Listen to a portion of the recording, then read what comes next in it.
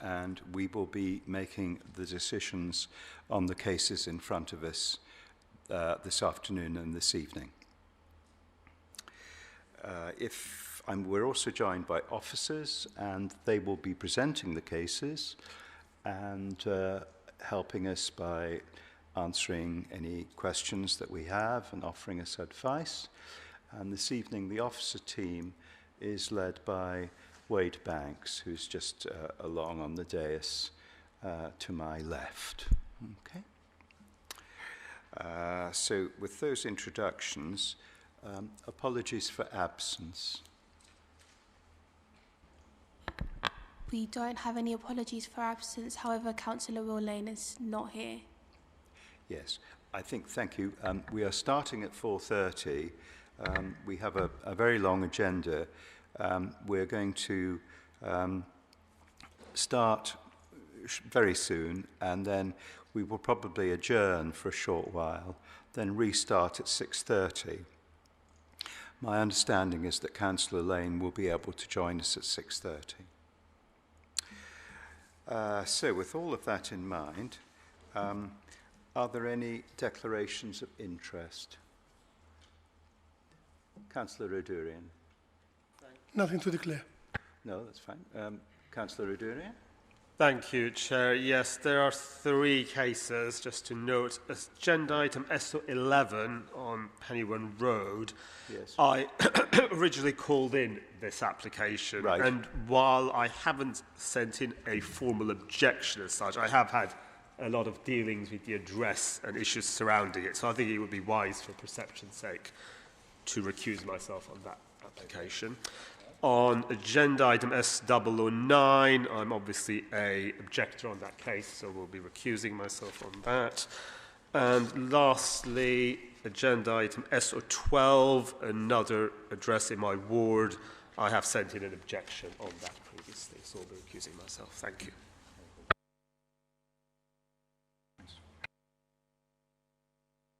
Thank you, Mr. Chairman. Just for information, really, on the application on St John's House, I'm actually church warden of the church right opposite it. We have no interest in the building. I know nothing about the application, but just for the record. That's fine. That's understood. Very good. Now, it might help me if I indicate certainly the order in which we're going to take applications in this first part of the meeting. In just a moment or two's time, we will start by considering Chelsea Cloysters, then Penywern Road, then Breen Place, then the playground in Blantyre Street, Chelsea Farmhouse, Redcliffe Road, Elm Park Road, Radnor Walk, Old Brompton Road, and Portobello Road, Campden Square, and the library, Kensington Old Town Hall. Okay, so having done that, I think we can move rapidly on to the very first agenda item, and that is Chelsea Cloysters. And I think Jess, you're going to present that, aren't you? So please go ahead when you're ready. Thank you, Chairman. So before members this evening is a major application for the redevelopment of Chelsea Cloysters. So Chelsea Cloysters is located within the Brompton and Handstown wards.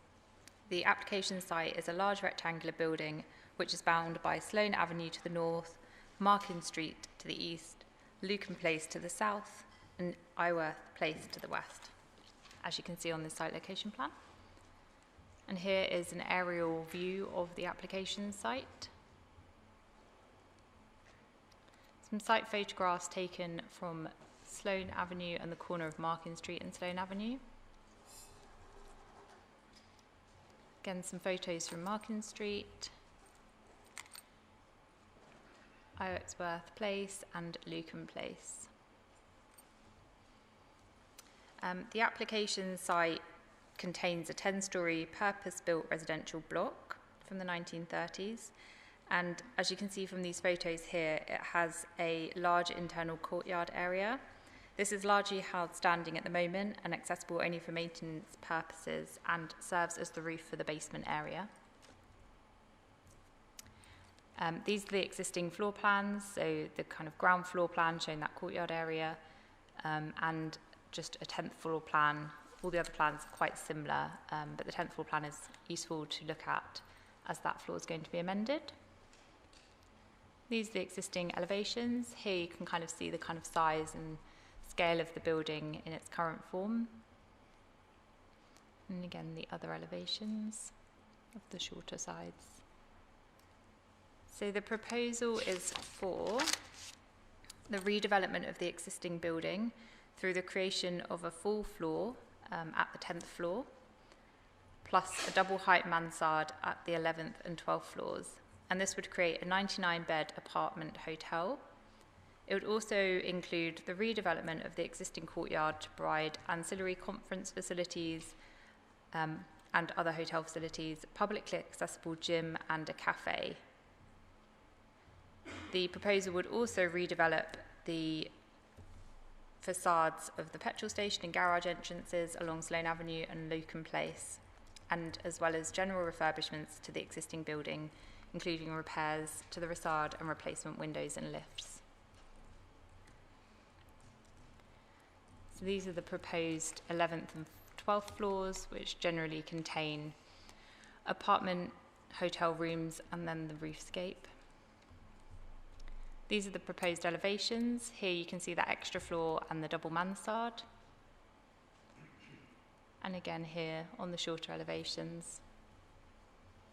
This is a useful section to show that courtyard area and the development within that courtyard area.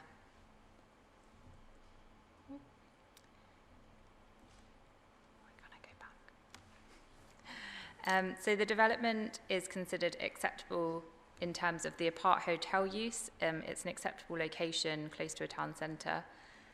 The alterations to provide the additional floors would be acceptable in terms of design.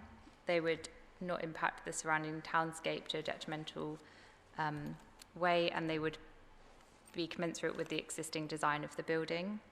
In terms of residential amenity, a daylight and sunlight assessment has been submitted, which demonstrates that the development would have an acceptable impact on existing neighbouring properties and those apartments within the existing building. Subject to conditions, there would be acceptable impacts in regard to noise and amenity impacts to the existing occupiers of flats within the building and neighbouring properties. The development would meet acceptable sustainability criteria, and overall the proposal would see an improvement to the streetscape around the building and would have a positive impact on the internal courtyard area. As such, subject to the signing of a Section 106 agreement, the Officer's report recommends approval of this application subject to conditions. That concludes my presentation. Thank you. Thank you very much. Now we have an objector who's registered to speak. So please, when you're ready, you have up to 3 minutes to speak. Please go ahead. Okay, thank you very much. Actually, the development and the redevelopment of the facade is a very positive input. I would like to clear that I didn't object, but just brought some of the concerns to the attention. In the documents, we are seeing that the Lucan Place entrance is called as the apart hotel entrance. There was no clarity about if the residents are still can use this entrance, which is very crucial because the building is so big and with long, narrow corridors. So the change of the entrance has a big consequence on the approach of the flat according to the places. And since it's a very mixed building used by the hotel operation, existing hotel operation, and the long-term residents, we believe that the entrance from the Lucan Place should be kept available for the all residents there. Secondly, I noticed that the whole elevators will be renewed, but haven't seen any additional elevators added to the project. So maybe it is in the technical details that the additional floors will be covered by the new technology of the elevators, but we also see that there is some proper place in the courtyard or looking at the courtyard that there can be some additional elevators to release the heavy traffic within the building.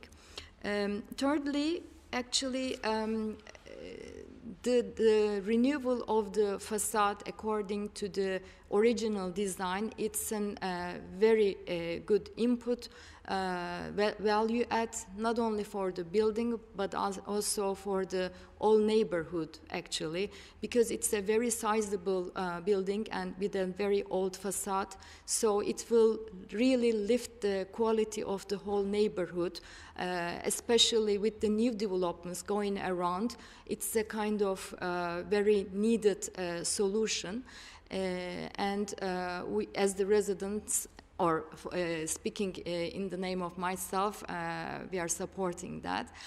But we haven't seen any improvement in the other general places of the building, such as the corridors and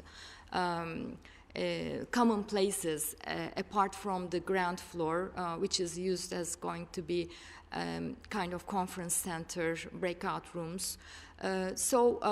Especially considering the long construction duration for adding up the additional floors, I think the building will be tired after all these additional construction duration. So the renewal or the facelift of the general areas can be considered. Good. Thank you very much indeed for those comments, and we'll certainly take those into account and pursue those.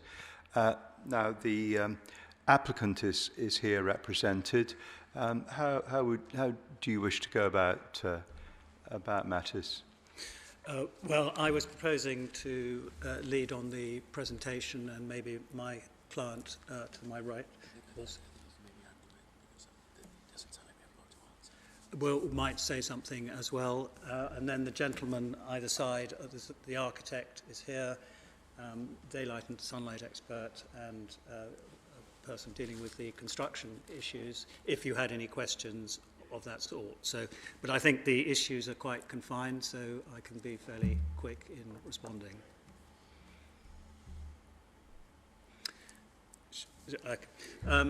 Just by way of background, this has been a very carefully conceived scheme over several years. There have been a number of pre-application meetings, and the scheme has been adjusted on each occasion to accord with the officer's requirements. There's been extensive public consultation with 2 exhibitions and webinars, which have involved the leaseholders, ward councillors, Chelsea Society, local residents and businesses, and there's been strong support for the scheme, particularly the upgrading of the building and the provision of the new facilities. So I'll just turn to the points that have been made by the objector. Firstly, the Lucan Place entrance, that will still be available for residents' use. It will be a controlled entrance. There will be an operational management plan which will deal with the control of conferences and hotel guests coming in. There will be 24-hour concierge there.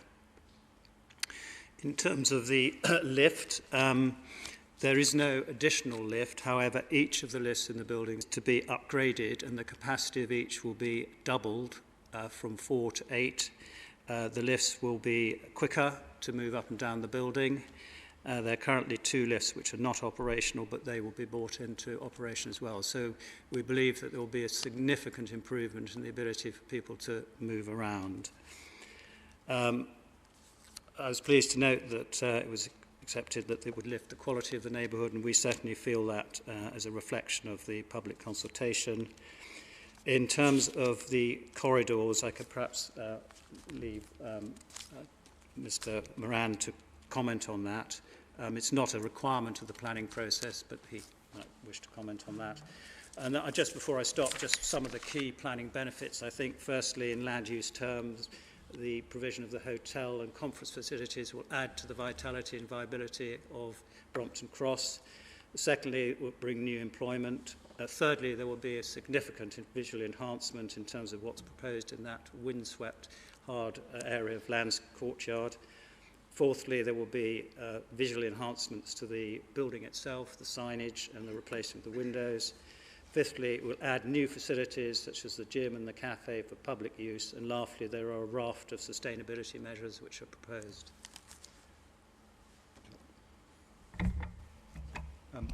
Mr. Moran, you've just got a little bit of time left, so please go ahead. You've got 30 seconds. I'll just speak to the corridor query. The corridors actually were refurbished about 5 years ago, but I do hear what the objector said, and if there is budget in the service charge, then absolutely we'll make good and refurbish the corridors. Good. Well, thank you very much indeed. So, colleagues, any questions to either the objector or the applicant? Mo. Thank you, Chair. A question to the applicant. One of the objectors concerned about the loss of sunlight because he is using, I guess, few skylights in his flat. So I would probably be asking the officers about this later on. What's your take on that?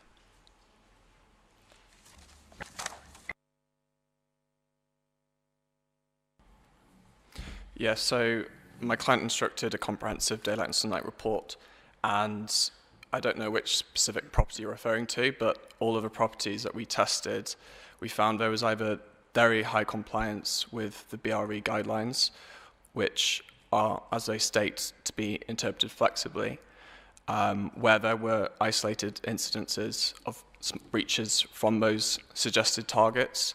We found that they were minor, and importantly, less significant compared to a number of recent developments in the nearby area, including Lucan Place. Are there any other questions? No. Okay. Well, in that case, thank you very much indeed. So, colleagues, do we have any questions for officers? Well? Chair, the same question to the officers. Let me check if there is an address on this. Yeah, it's about the sunlight. He's saying that he installed skylights specifically to gain natural light, and he's concerned about losing after this development. He might lose sunlight. Did you visit? Did you assess? So is this the property that's in Chelsea Cloysters, or is it? I think the one you're referring to is also one I had. I think he's currently on the top floor now, yeah, and therefore has skylights. Obviously, when the floors go on above, he will lose those.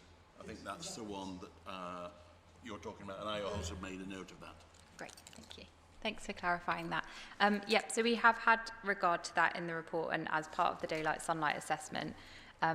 On balance, it was considered acceptable given that there would be an acceptable degree of sunlight through other windows within the property, although it is regrettable that those would be lost as part of this development. On balance and taking kind of the development as a whole, it wasn't so harmful as to require us to refuse the development on the loss of those roof lights.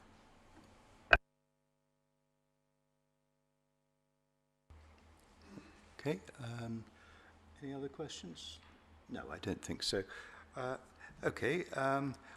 Well, I think perhaps we can simply move to a vote. So the recommendation is to grant, subject to obviously the various agreements being signed. Can I see those in favour of the recommendation, please? So the recommendation is agreed. Thank you very much. Thank you.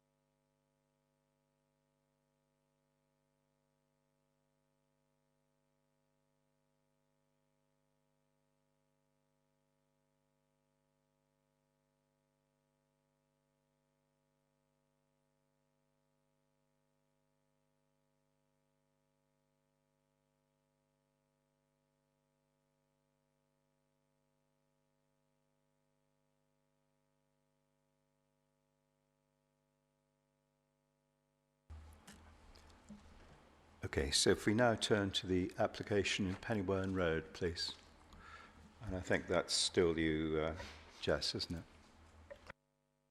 it? Thank you, Chairman. Yes, before you this evening is an application at 11 to 13 Penywern Road, so the demolition of a rear outbuilding and its replacement with a two-storey extension, and then a rear extension at third floor level, installation of plant equipment and associated works. There's no presentation for this, as the drawings are appended to the agenda item in your pack. The proposal would preserve the character and appearance of the existing building and the conservation area. There would be an acceptable impact on living conditions of neighbouring properties subject to conditions, and therefore the officer's report recommends approval of this application subject to conditions. Thank you, Chairman.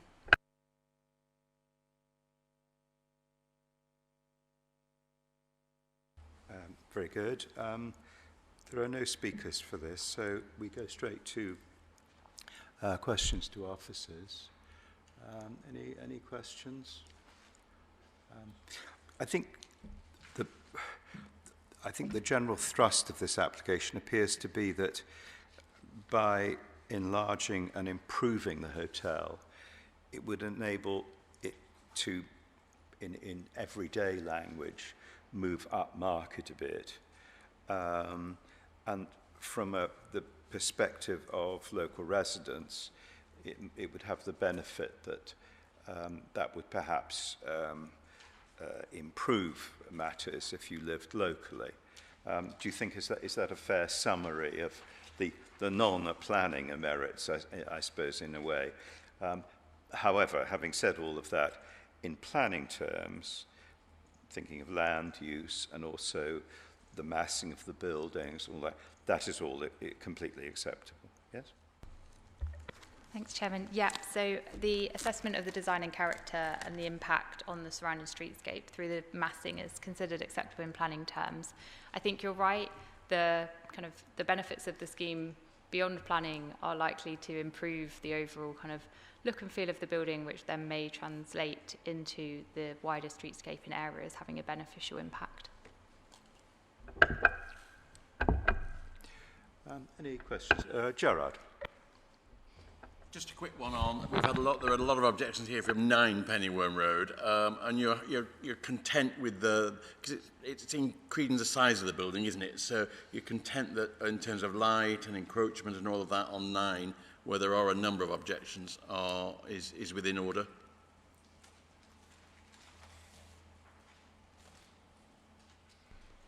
Yep, so we've had regard to all neighbouring properties and we've taken those objections into consideration and the impacts that they raise. On balance, the officer's conclusion is that the massing wouldn't harm those living conditions of the properties nearby.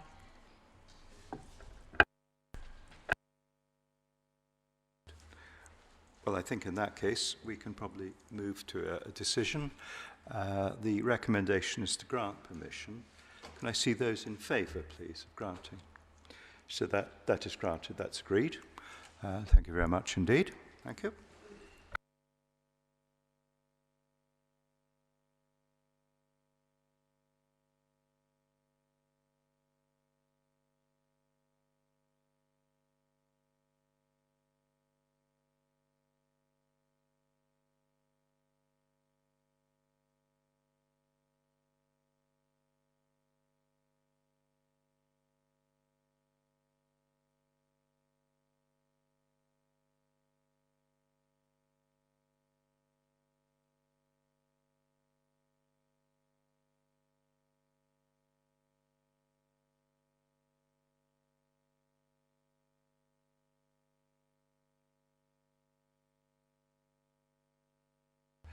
So now we move to the application at Breen Place. Now, the officer recommendation is to refuse. So, in that case, those who are speaking against the recommendation and in favour of granting are able to speak. Councillor Hammond, you're here with other opponents of the recommendation. So, Councillor Hammond, do you wish to speak first, or how would you like to do this? Thanks, Chair. I think it would be better if I spoke second after the applicant and his support.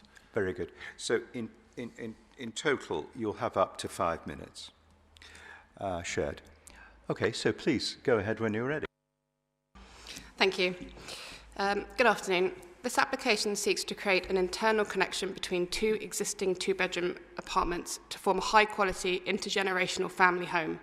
This would meet the needs of the applicant's growing family whilst allowing his elderly father to live with him, ensuring his considerable accessibility and care needs are met and his quality of life maintained.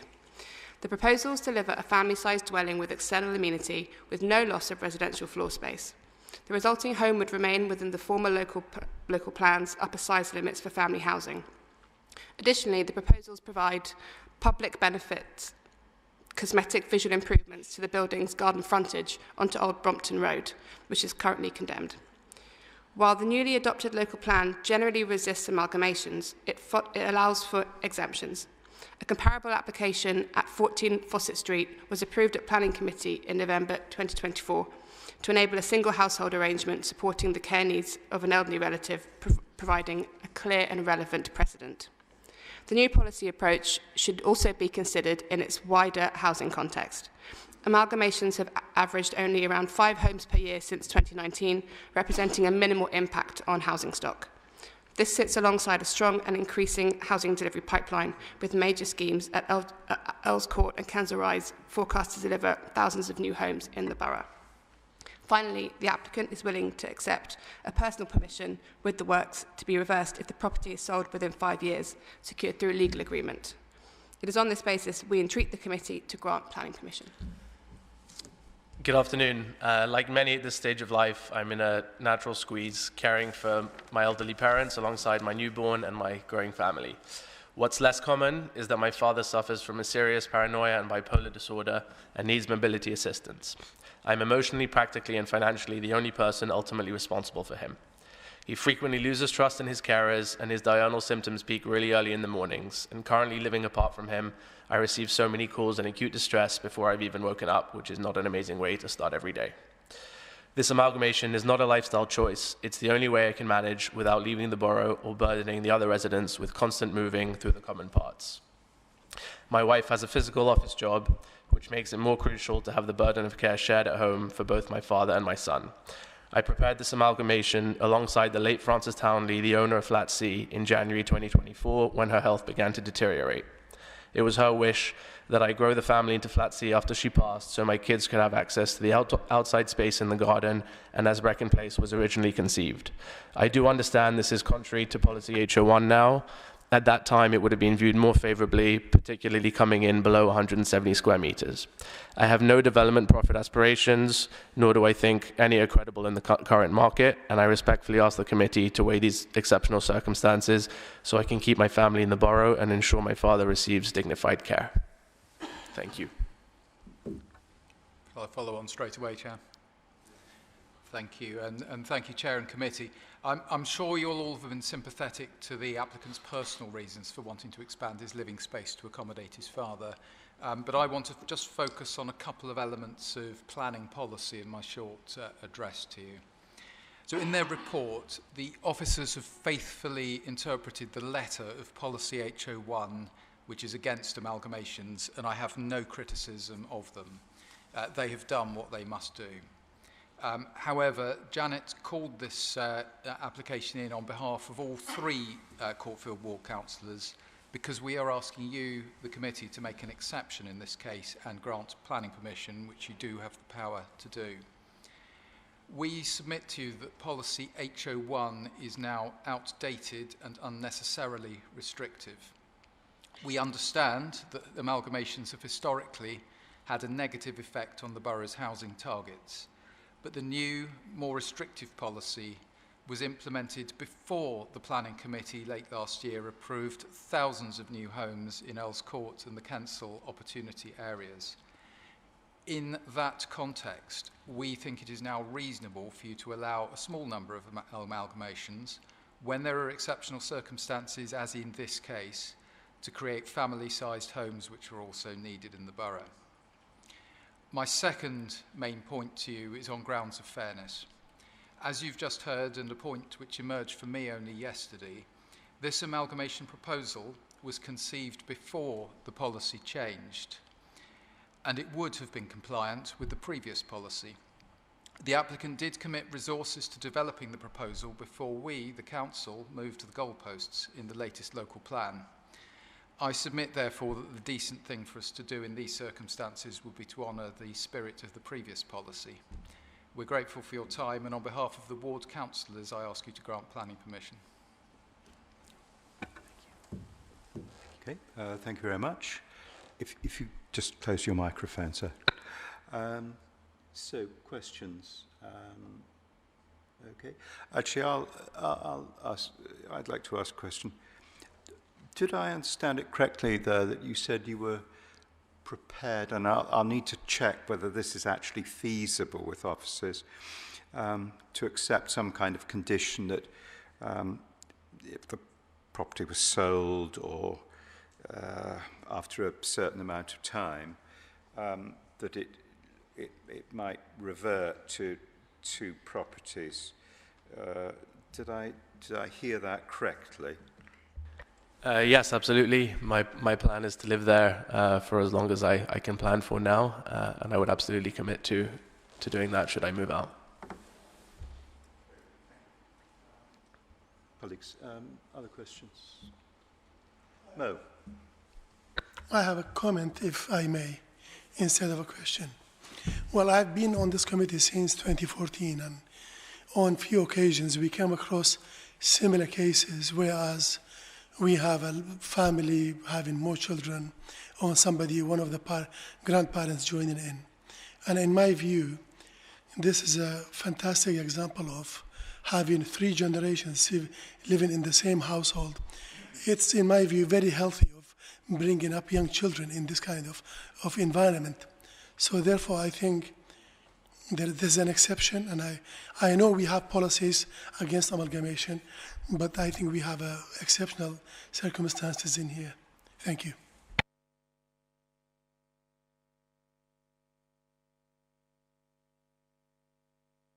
All right, so thank you very much indeed. So questions to officers. Do you want to go first, Jared? No. Okay. Yeah. I mean, really, it was just the note I was going to ask is your point. Oh, right, yes. Is it possible? We've heard from the applicant that there is a willingness to look at that reverting back to 2 dwellings after. Can we put that in as a condition? Is that legal? I mean, I've seen it in other leases, but be interesting to know. It does strike me that the applicant is willing to move in this direction, and that would be helpful. Thank you. Yep, so personal permissions do exist. They are possible. We try and stay away from them because they are quite difficult to impose and to enforce at times, but it is completely possible to add a personal permission to any grant of approval, if that's how you are minded. That's helpful. I mean, I agree. From my memory, it's distinctly unusual. It's not something we would really want to do very often, but it is possible. Yes. Well, I think in that case, colleagues, I think we may have actually found a sensible route here, actually. Okay. Are there any other questions from officers? Sorry, from colleagues to officers? No? Okay. All right. Well, I think the correct way of doing this is that we need to take a vote on the officer recommendation, which is obviously to refuse, and then we see where we go from there. So can I see those in favour of the officer recommendation to refuse, please? Can I see those against? Okay, so the officer recommendation is not adopted. We then must move to we must have a resolution as to why we agree to grant planning permission. And I would suggest that is very much along the lines of the unusual circumstances of the particular application, noting the fact that a personal permission element would be included as an additional condition, I guess. Yes, it would have to be a condition, wouldn't it, to give it force? Yeah, so you could either have it as a condition, which would be enforceable as part of the planning permission, yes, or you could have it as part of a legal agreement, which would then be enforceable in its own right against the property. So it's up to you to make that choice. I'm open to take advice here, but I'd have thought a planning condition is probably the most straightforward because it goes with the property, and that might be the way to do it. Okay. Can I just check? So if we move in this direction, a resolution along the lines that we just discussed,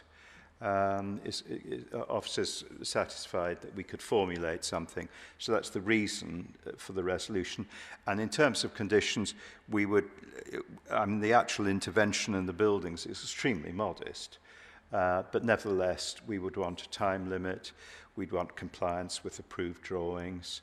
Other than that, and the condition we just discussed, I can't really think that there would be anything else that would be necessary, frankly. Does that make sense? Do officers, you agree with that? Yep, I would agree. If you could delegate us to be able to write up those conditions in terms of time limit, drawings, and the personal permission. Well, I think that would be, I think that sounds satisfactory to me. So, colleagues, I would, excuse me, I would like to propose the resolution to grant planning permission, as we have just discussed. Councillor Hargreaves, actually maybe Councillor Bakhtiar will second. Can I see those in favour of that resolution? So that is agreed. So permission is granted on that basis. Thank you very much indeed. Thank you.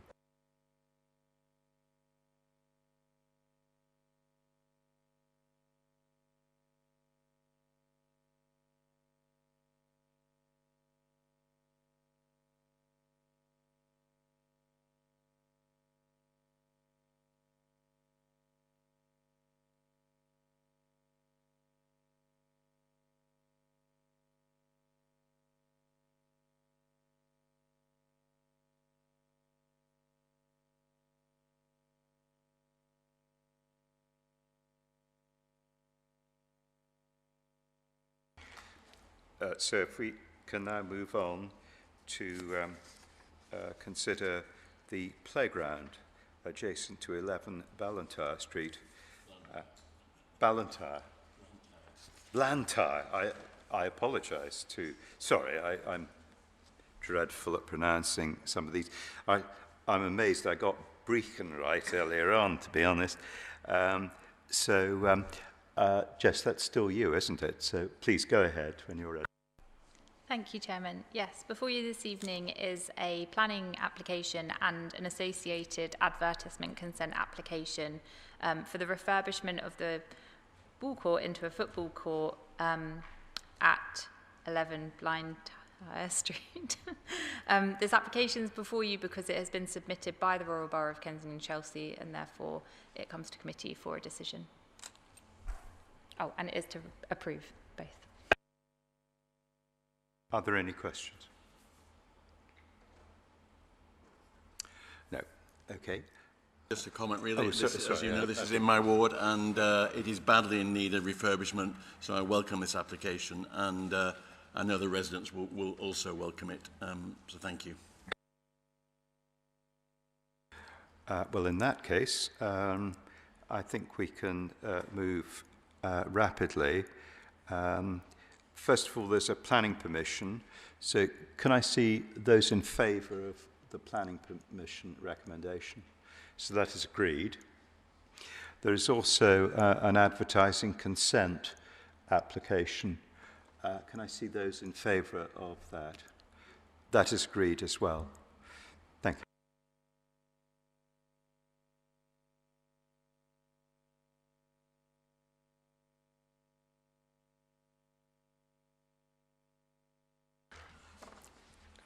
So I suspect we may stay in Chelsea Riverside Ward to the Chelsea Farmhouse, Cremorne Estate. And so, Jess, that's you again. Thank you, Chairman. Yes, before members this evening is an application at Chelsea Farmhouse. This is for the replacement of entrance doors, windows and minor external repairs. This is before members this evening because, again, it is an application that has been submitted by the Royal Borough of Kensington and Chelsea, and committee members are required to make a decision on these applications. The application is to approve, and I will take any questions. Thank you, Chair.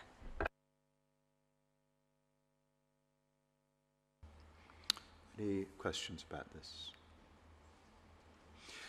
No, I mean, I have no questions. I think we can probably move straight to a vote. So those in favour of the recommendation, please. So that is agreed. Thank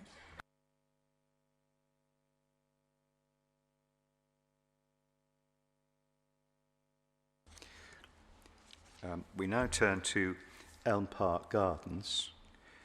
And I think we stay in the South Pack, don't we?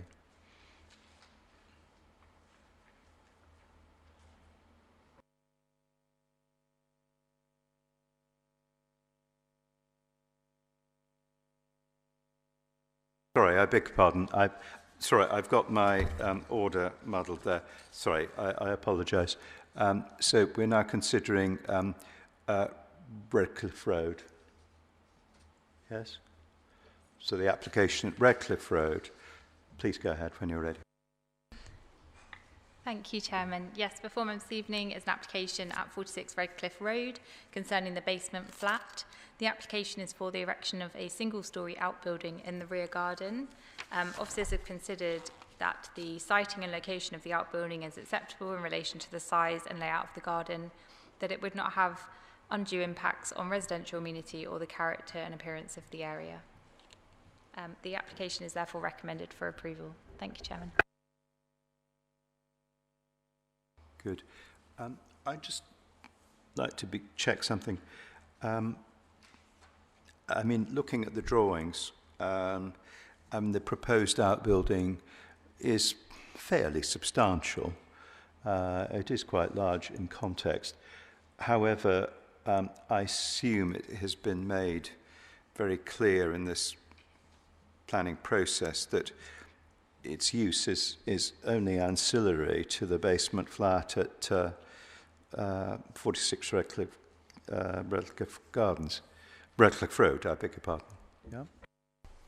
Yes, the application has been submitted as part of the residential curtilage of the basement flat, and there's no indication that it would be used in any other way other than ancillary to the dwelling house, which is the flat. Very good. Any questions about that? Okay. In that case, the recommendation there is to grant. Can I see those in favour, please? So that is agreed. Thank you.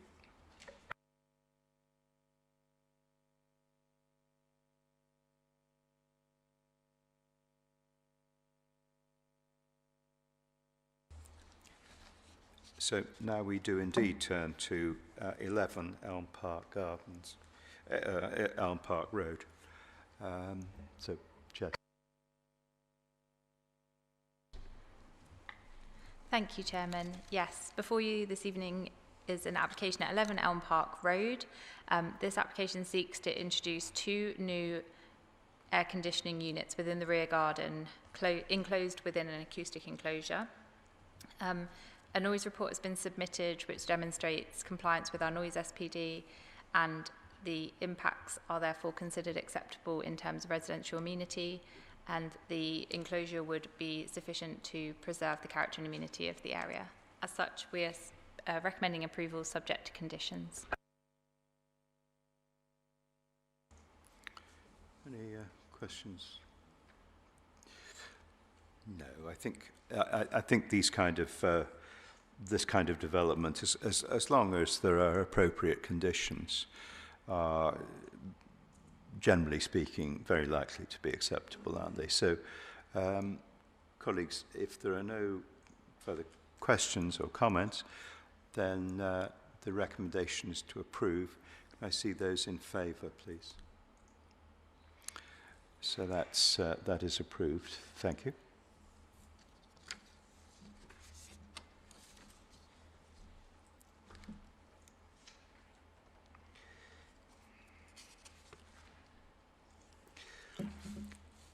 If we now turn to Radnor Walk. Thank you, Chairman. So this application's previously been brought before the Planning Application Committee, and was deferred for a further site visit to the neighbouring property. That further site visit has taken place, and as such, the officer's recommendation has been slightly revised, as it was found that the roof terrace that would have been created would likely have led to a detrimental impact on the privacy of the neighbouring property. Therefore, the officer's recommendation has been slightly changed to include an additional condition restricting the use of that roof as a roof terrace. However, all other parts of the proposal remain the same as what was previously reported to committee. So, subject to those alterations, the officer's recommendation is to approve the permission at this property. Any questions? Not a question, but in the borough, this is the only way to add a bedroom, or this is the only way to extend your flat or house. So I am in support of this. Thank you. Could you just elaborate on that bit of the roof terrace, please? There's a slight change there. Yeah, so where the property would have been extended, it would have created the ability for a small area of the roof to have been used as a roof terrace. That would have ended up in some overlooking due to the narrowing of the street. At the end of the street, it does get particularly narrow in one spot, and therefore, after visiting the neighbouring property and taking those concerns into consideration, it was decided that the use of that kind of area of roof that would have been kind of left over wouldn't have been an acceptable impact to the neighbouring property. Thank you, because I think I sat on that original committee, so that's useful to know. Thank you.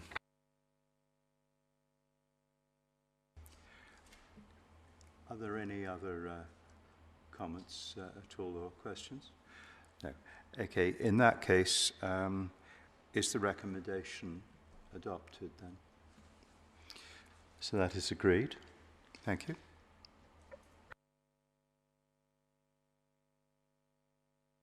So we now move to Old Brompton Road. So that's still the South Pack, isn't it?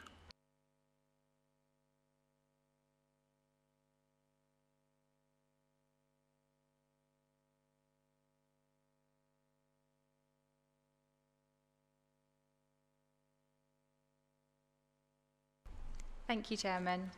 Sorry, it's a big agenda tonight. It's taken me a while to find each case. So this application concerns the change of use from a sui gen hot food takeaway to a sui gen cafe, restaurant and hot food takeaway, and the installation of an external extractor fan. So the existing use is quite similar in terms of the proposed use, just there would be an additional element of cafe and restaurant along with the existing hot food takeaway. We've had consideration of the impacts in terms of the change of use, the design and the impacts to the local highways network. in terms of kind of balancing those issues, given the existing use and the proposed use, the additional cafe and restaurant is unlikely to cause kind of detrimental harm above and beyond that of the existing hot food takeaway, and therefore the officer's recommendation is to approve, subject to a condition around noise from the additional extractor vent, and also to limit the hours of operation on any day from 7 a.m. to 11 p.m. Happy to take any questions. Thank you, Chair. No, they're asking for to install an extractor fan. If it's a hot food takeaway already, they should have one of those already. Are they seeking an additional one, or removing the old one and installing a new one? So it does seem that this would be an additional extractor fan. It's at the front of the property, so I wonder if it is to serve the seating area that is to be kind of created there. However, if you were concerned regarding kind of odour, or if there was additional smells or pollution generated from that vent, we could include a condition to require the submission of details in relation to that, as addition to what the proposed conditions are in the officer's report. So this is not for the kitchen, not for the grill or whatever, because this is very problematic for residents if it is.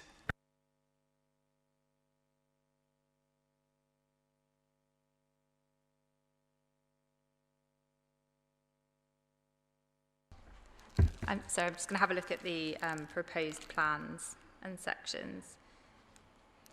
So I can't see from the proposed drawings that the extraction unit would run through the building from the kitchen area, but that's not to say that that's just because it's not detailed within these plans.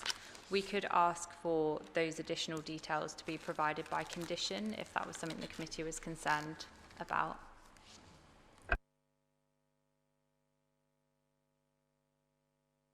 Looking at my colleagues, I think the answer is yes, we would like that to be the case. So if we were to add conditions along those lines, yes? Yeah, I mean, yes, John? only because it's unclear. There's a lack of what the fan is, where it's going to be used, and therefore something needs to go in so that we're happy with that fan, particularly if it's now an additional fan.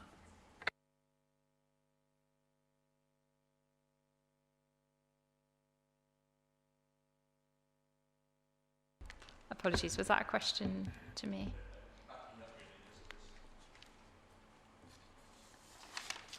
So, I'm so sorry, could you just clarify what that was? It was it's just backing up the request to put a condition in, because in the report, when I read the report, I too was not clear. So a condition to clarify it and make sure that we're happy with what the fan will be used for, and that it's properly, the smells and odour and all those things are properly managed. Yep, absolutely. An additional condition could be proposed to capture those elements in terms of odour, smell, pollution, and kind of detailed design of the extraction fan.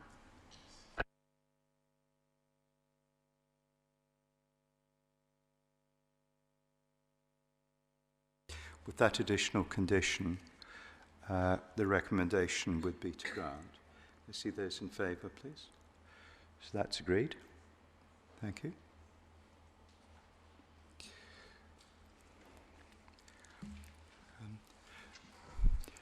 So I think we now move to the North Pack, don't we? So Julia, are you going to do Portobello Road application? Yes, that's correct, Chairman, thank you. So this application is seeking permission for creation of a terrace above an existing outrigger on the second floor and replacement of windows with timber windows.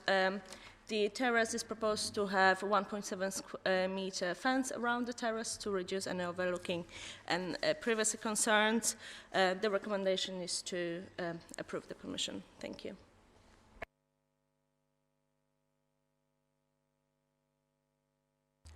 Any questions about this? No? Objectors concerned about privacy. Have you considered that? Yes, thank you for the question. Yes, we've considered it. and is acceptable given the proposed privacy screens around the terrace, which will be 1.7 meters high. Yes.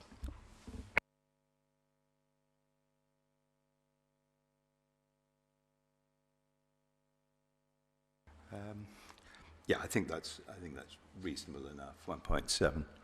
I think you'd have to be fairly tall before 1.7 was sort of below eye level, wouldn't you? I think. Very good. So the recommendation is to grant. Can I see those in favour of granting, please? So that is agreed. Thank you very much indeed.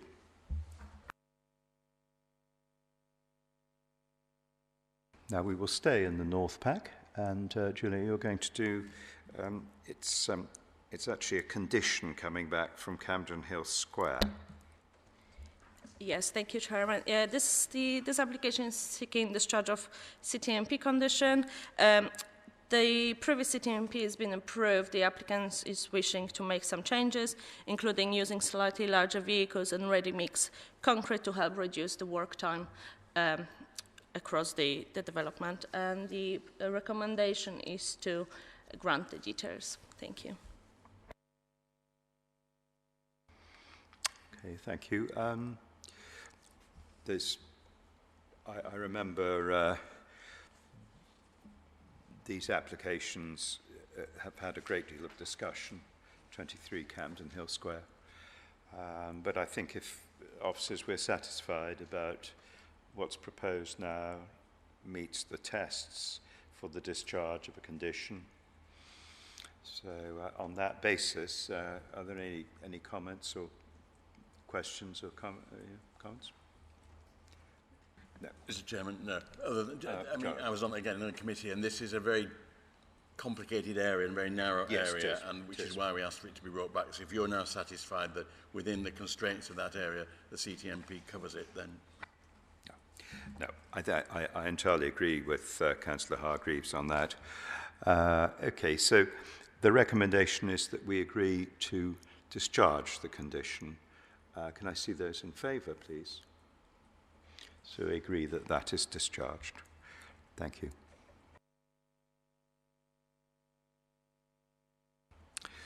And now we return to the South Pack, and we consider the library in not Kensington, Chelsea Old Town Hall.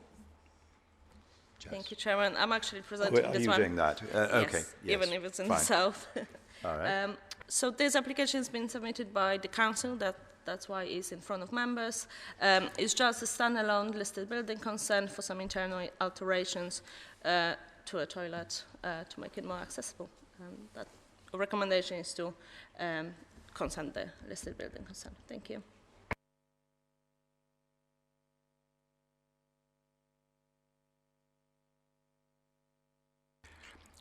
So the application is actually to grant listed building consent. Any questions, comments on this? No. Okay. In that case, can I see those in favour of granting listed building consent? So that is agreed. Okay. Well, thank you very much. I propose that we now adjourn. Is that seconded? Yes, I think lots of seconders. In particular, I think I saw Councillor Hargreaves first. So we agree to adjourn, and we will resume at 6:30 when the first application that we consider will be the one in Earls Court Road, the former Lloyds Bank building. Good. Thank you very much indeed. Thank you.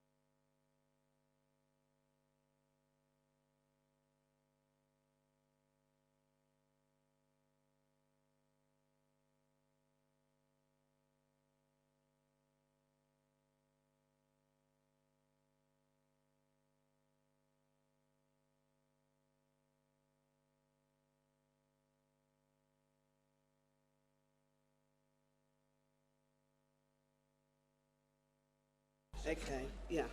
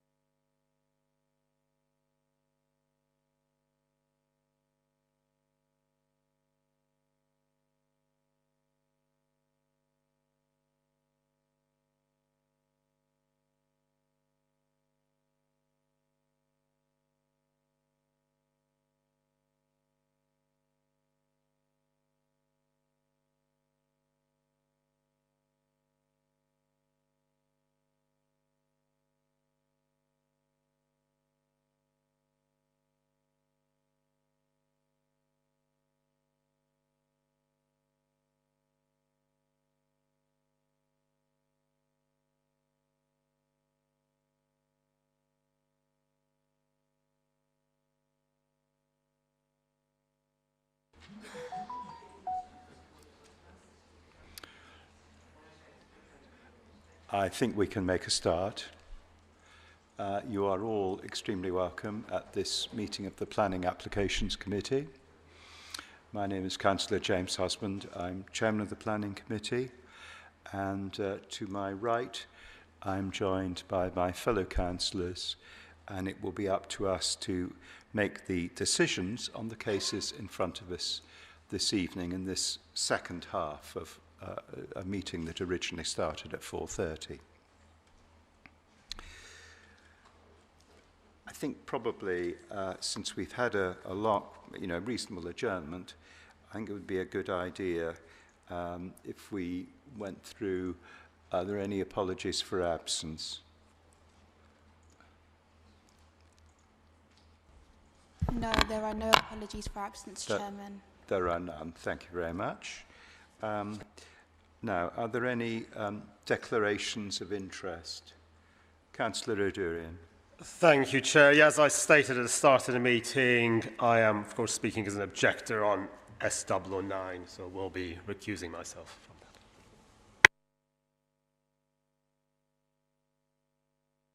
that. No, there are no other declarations. Thank you. Okay, so it might give everyone an idea of how we will proceed. So in just a moment or two,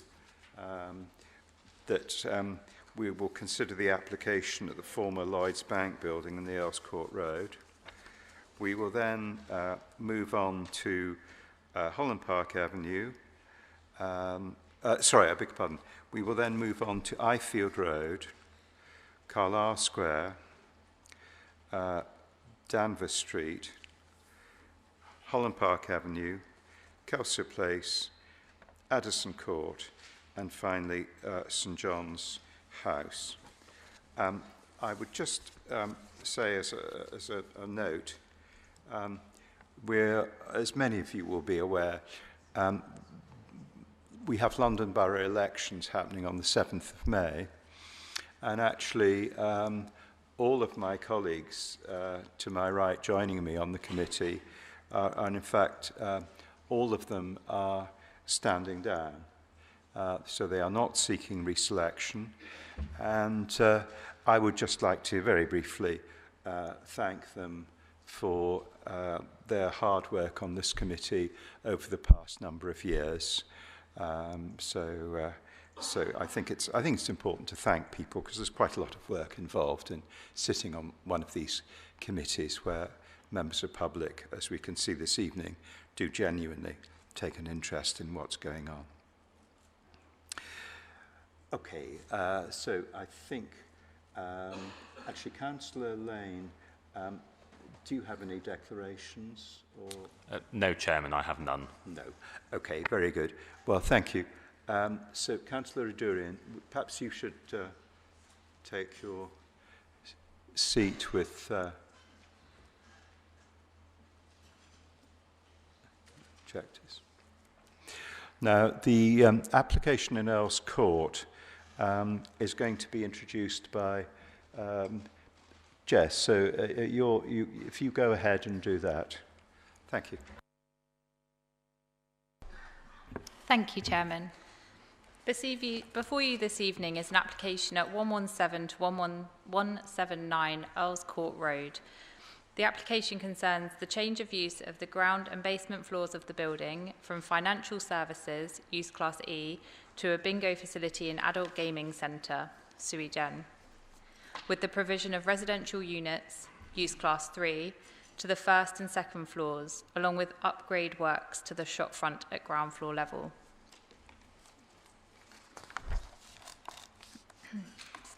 The application site occupies a corner building on the eastern side of the street on the junction with Hogarth Road and Earls Court Road. The building itself is 4 stories above ground with a basement. The application relates only to the basement, ground, first and second floors. The third floor does not form part of this proposal. This is an aerial view of the site. This is the existing and proposed basement floor. The proposed basement floor is mainly to host staff facilities and storage. This is the existing and proposed ground floor. The existing and proposed first floor, where you can see one residential unit provided. And the existing and proposed first floor. Oh, I think they're the wrong way around. And a second floor plan for you. These are the existing and proposed elevations from Hogarth Place. Hogarth Place has a longer elevation treatment than that onto Earls Court Road, and the character of the shop fronts along Hogarth Place are smaller in size and tend to be of a more bespoke kind of shopping provision. This is the Earls Court Road elevation. This elevation fronts directly onto the exit of the tube station and does occupy a more commercially kind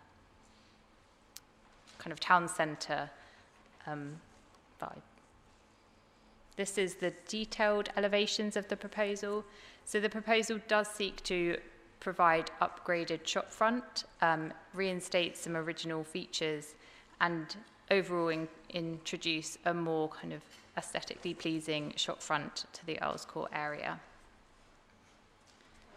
Officers have assessed this application in regard to both the change of use and the impact of the shopfronts onto the surrounding area.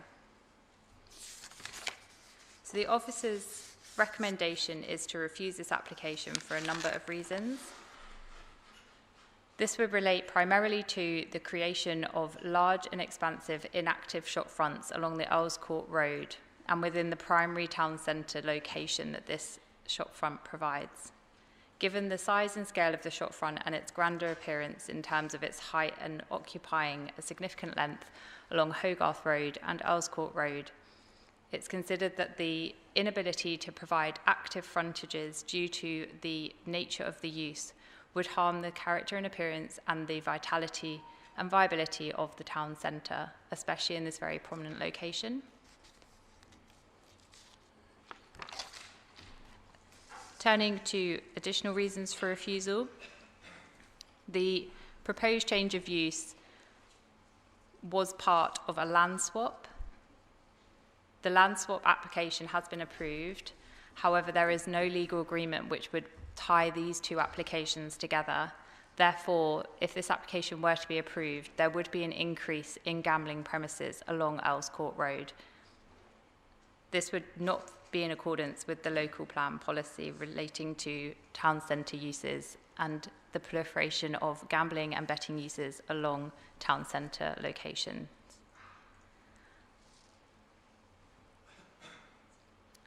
As such, the character and the viability and the impact of the area to visiting public and residential users would be impacted.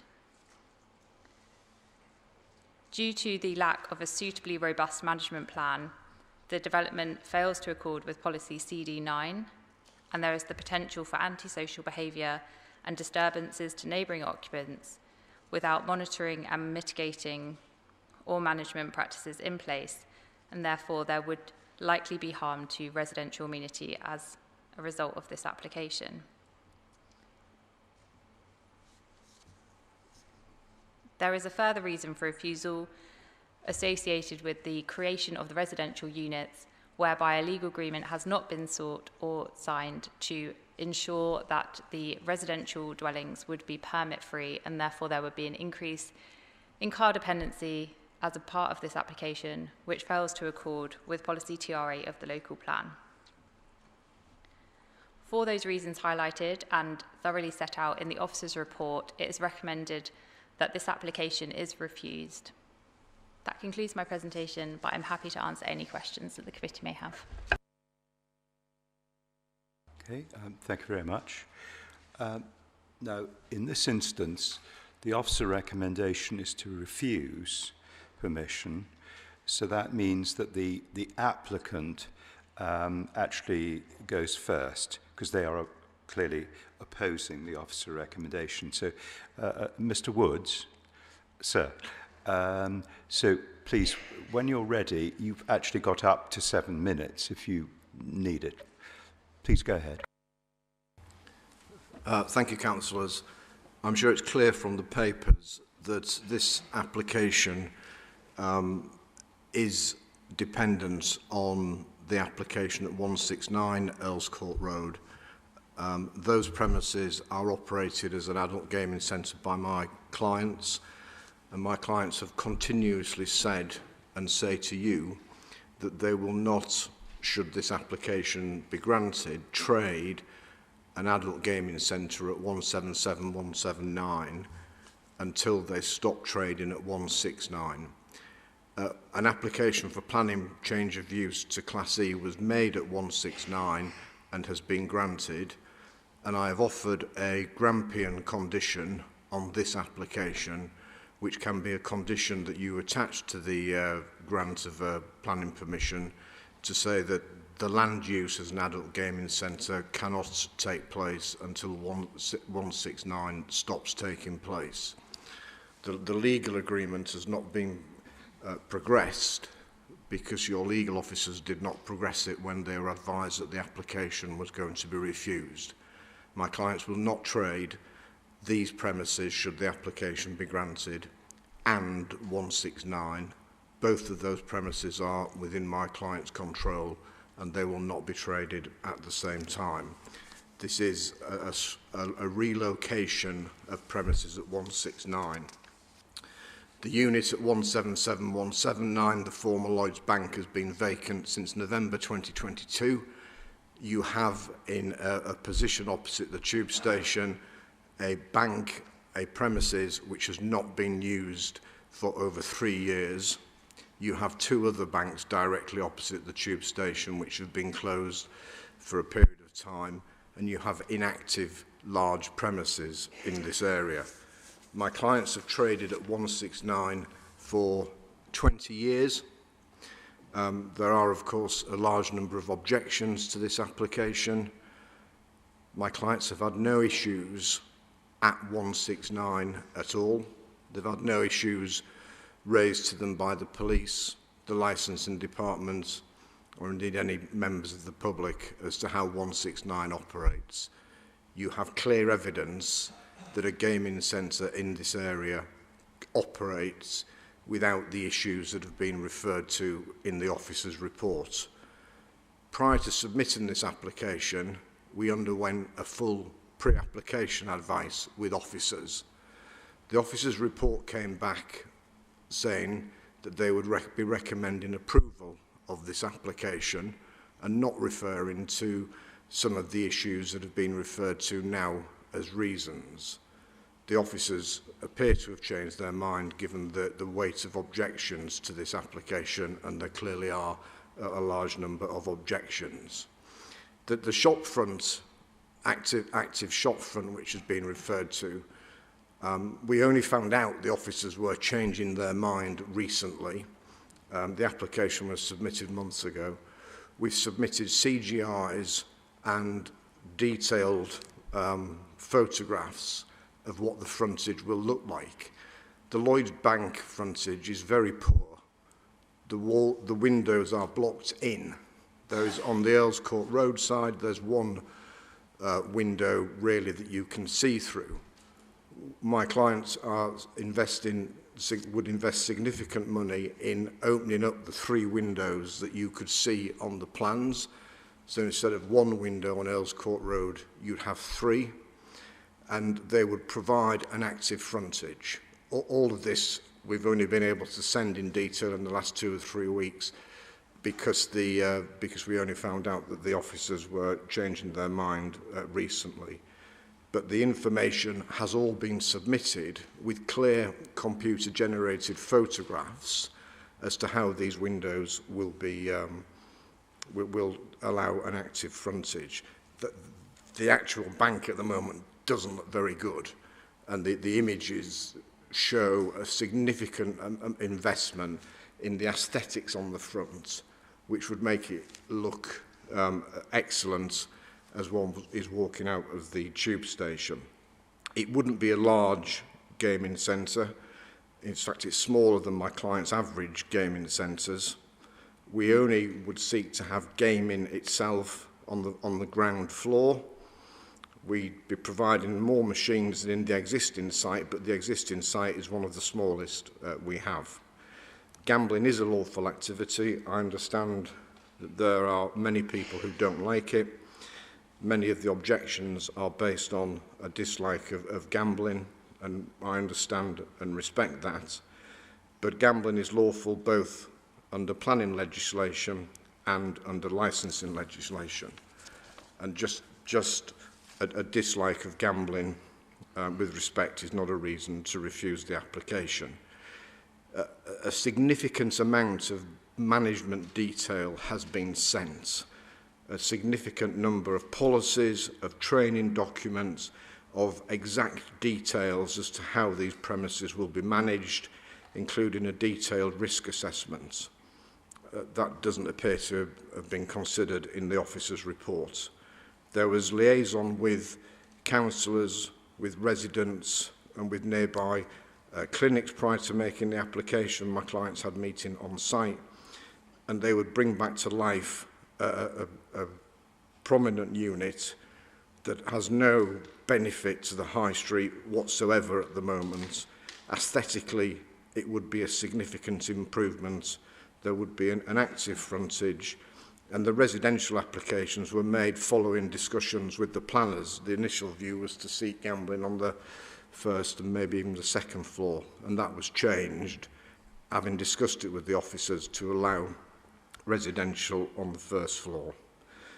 Councillors, that all of this information, all of the evidence has been submitted to the council. It's all before everybody, and I would be repeating myself if I went into any more detail. Thank you. Thank you very much indeed. Thank you. Now we turn to those who support the officer's recommendation to refuse. Now, a lot of people have registered to speak. I'm going to call the ward councillors first. So, Councillor Adurian. Thank you very much, Chair. If I may be indulged for just a moment, I think these are likely to be my final formal remarks in my capacity as Councillor for Earls Court, and I'm delighted to be using them to defend the residents of our ward against this appalling application. The applicant claims that this is a simple change of venue down the road, almost nothing to see here, in the ignoble tradition of those who come to these meetings, bringing enormous planning applications and calling them modest. Well, Chair, there is nothing modest about this application. It seeks to convert a large, prominent corner unit opposite a prominent tube station to an adult gaming centre, in a ward battling antisocial behaviour, with a public spaces protection in place that reflects that, knowing full well the challenges we face in the area with recovery hostels and those who are struggling with the evil of addiction. These are real problems that exist and are not just in people's minds. So, bearing all of this in consideration, I would really urge the committee to think about the core of what this application is about. Would it be right, in planning terms, for an adult gaming centre to exist at that location? That's, in essence, the fundamental question that you are seeking to answer with this change of use application in front of you. Is that the right location for an adult gaming centre, regardless of where a present venue may or may be, not be, or whatever else it is? That's the fundamental question. And I believe it is abundantly clear, based on every consideration, that the answer is no. So I think for the first time ever, I'm going to be very pleased to encourage you to approve the officer recommendation and turn down this application with all the grounds that have been laid out in the officer report, and there's no need to repeat them in detail. And to the applicant, if he is listening in any way this evening, he may still believe the law is somehow still on his side, and he will ultimately prevail in Earls Court, as he has elsewhere. Well, our message to him tonight is it isn't worth it. Cut your losses, sell up and move on. Perhaps there are other places that will welcome your machines, not in Earls Court. Thank you.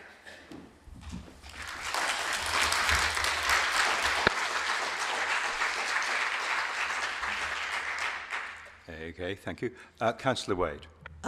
It's very clear that Silvertime acquired the site to increase their brand exposure, and this is a keystone building in the core area of Earls Court identified for improvement. Unlike Silvertime's current premises, which is discreet, this location is prominent, highly visible. This despite the existing problems of the immediate area of well-documented drug-related ASB and proximity to hostels. Hogarth Road is within the Earls Court Village Conservation Area and should be protected by the local plan guideline CD14. The change of use from Class E to sui generis would lead to a dead frontage, and so reducing the appeal of the High Street and Hogarth Road, the latter street has had a recent expensive upgrade, which was designed to create a more welcoming environment for alfresco dining. This application would fail to support high street vitality and undermine the development of new businesses. And to the applicant, NatWest is going to be Gales, Barclays is going to be Superfresh, and Leon is going to be Pizza Express. So I think your references perhaps might be slightly out of date. Now, this was the problem with your site is because it creates a cluster. You've got a larger frontage, you've got a larger floor space, and so you do have a clustering of betting shops and adult gaming centres within metres of one another, and having a negative impact on the vitality, character and diversity of the High Street. Earls Court functions as a transport hub with extensive bus and tube connections. Children travelling to, we've calculated, 7 secondary schools, as well as the new Sen Music School provision, will have a direct visibility and potential access to the site. Furthermore, the shopfront does not conform to the Earls Court shopfront guidance, which we've all worked on quite hard, and particularly around the fenestration. I would support the officer's report in this case. Thank you, Chair. Thank you very much indeed. Thank you.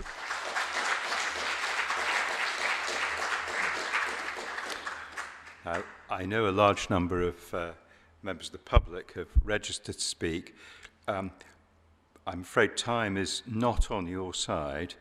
I'd like to give all of you who wish to say something the opportunity, but it will need to just be a sentence or two. So I don't know, who would like to go first? Chair, the list has already been worked out. You've got Francesco, and then you've got all right. Brian, but I'm just saying, you have, I'm afraid, seconds rather than minutes. But please, go ahead, whoever is going to be first. Good evening, this is Francesco Zibellini, Chair of the Earls Court Society, representing around 900 residents across 9 RAs. This application is clearly designed to increase Silvertime revenues by increasing gambling activity, and it does so by using 3 main levers. First one, a highly visible location right outside the tube station on a corner, almost impossible to miss. Second, shop windows 10 times larger than the current premises, giving far greater exposure to advertised gambling. We measured it. Third, a significant increase in size, allowing more machines and more customers. But increasing gambling activity means attracting more people, including, inevitably, young and vulnerable individuals. And the larger space and higher capacity will make it easier to accommodate them and not protect them as it should be. Moreover, this relocation risks increasing antisocial behavior. Premises of this kind often attract loitering and begging. With a more prominent location, a larger size and a 24 hours opening, these issues are likely to intensify. So we have more begging, more noise at night, and a higher risk of crime. This clearly conflicts with the licensing objectives of the Gambling Act 2005. And the community is united in opposition. This sorry, proposal serves only going to the have to commercial stop. interests Yeah. at expense of the residents and wider community. Thank you.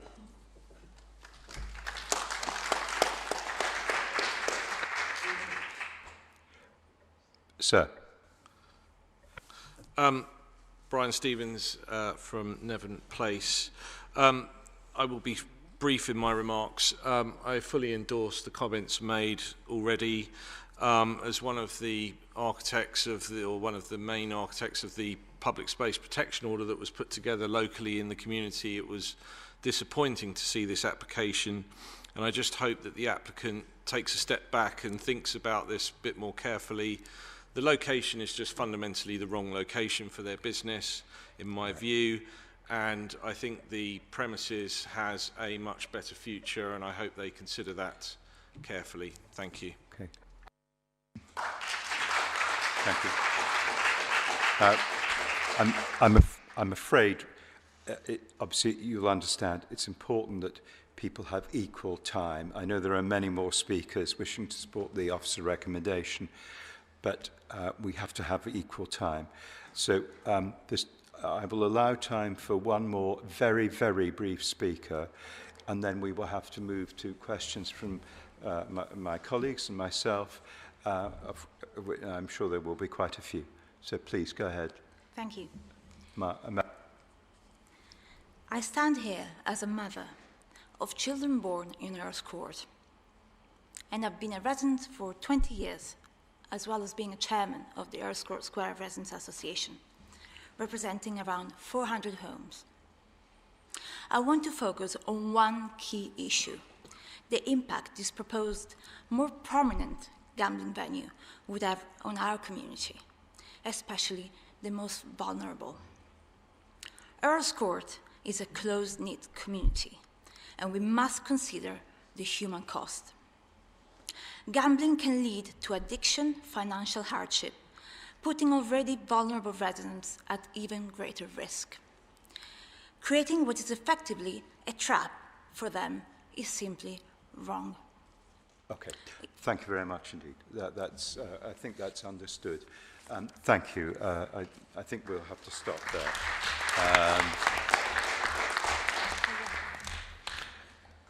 Thank you very much indeed, everyone. I know it's very hard in this enormous chamber to try and speak to time. Colleagues, lots to discuss.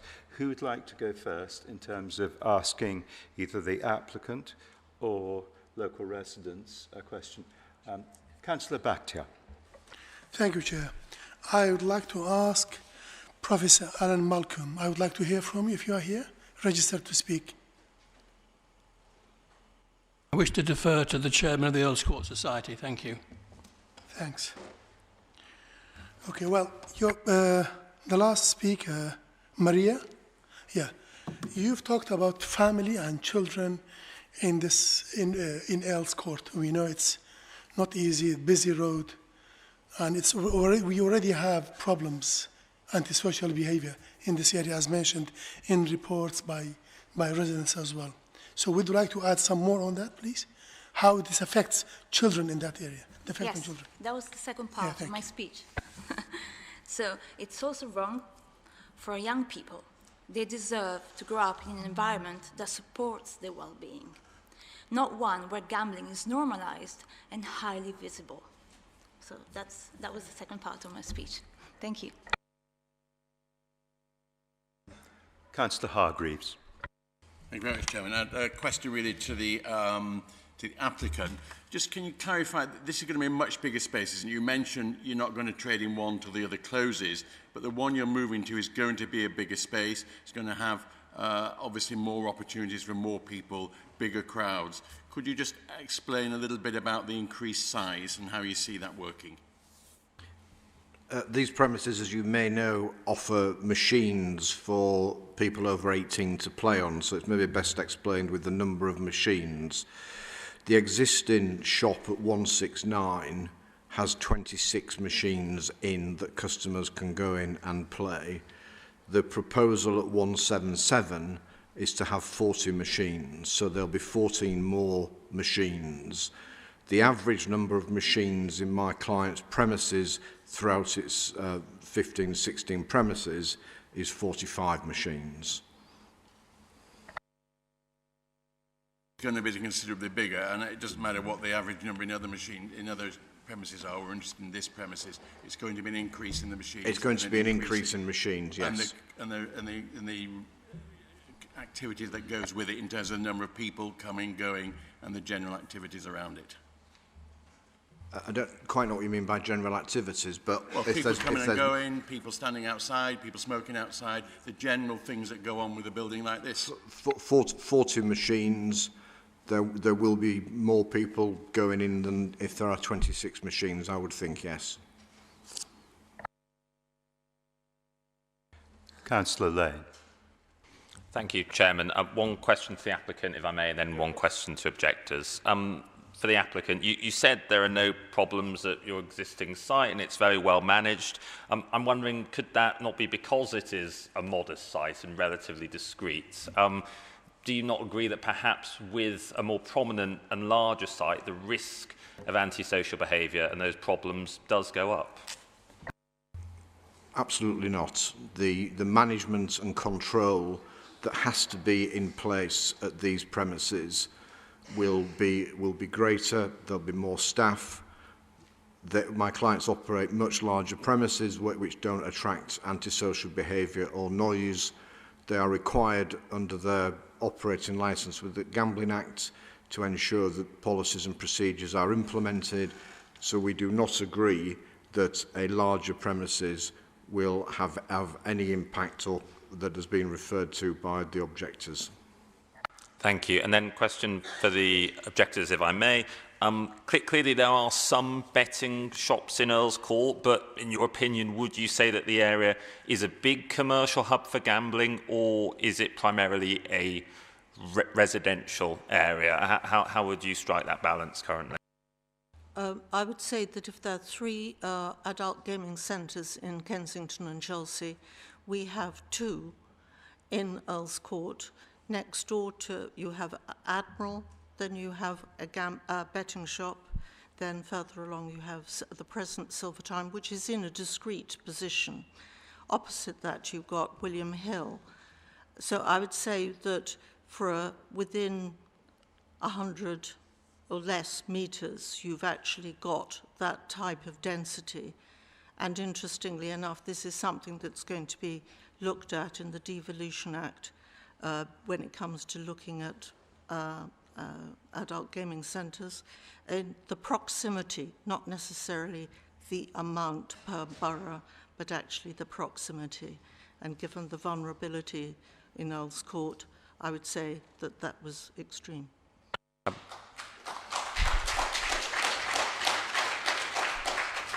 If I may, Chair, just ask a follow-up question. Bearing in mind those 2 sites you mentioned, it would be fair to say, would you agree there, that it's not like the West End or Soho? There's not an overwhelming number of commercial betting shops in Earls Court? I would say that actually one of the issues that many people forget is every road that goes off Earls Court Road is residential. And so, therefore, you do have children, you do have families, you do have older people, you have vulnerable people, you have a true cross-section of the population, and you can't miss it. And one of the issues I have is about the 10 times its existing shopfront is you can't determine whether they put advertising, as they do at present, within the fenestration. You can't have planning permission on that. So you have the potential of a main core site with multiple adverts for different screens, different games. Thank you, Chairman.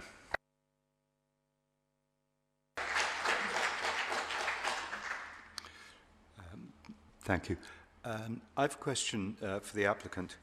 I'm looking at the proposed elevations, and I know sometimes these kind of elevational drawings can be slightly difficult to really determine, but they do look. I mean, the current, the old Lloyd's Bank building, like banks built over really quite a long time, actually did have a certain scale and presence in the high street. But here it appears from these drawings as though the sort of windows, the openings, are sort of blacked out, and these are the proposed elevations.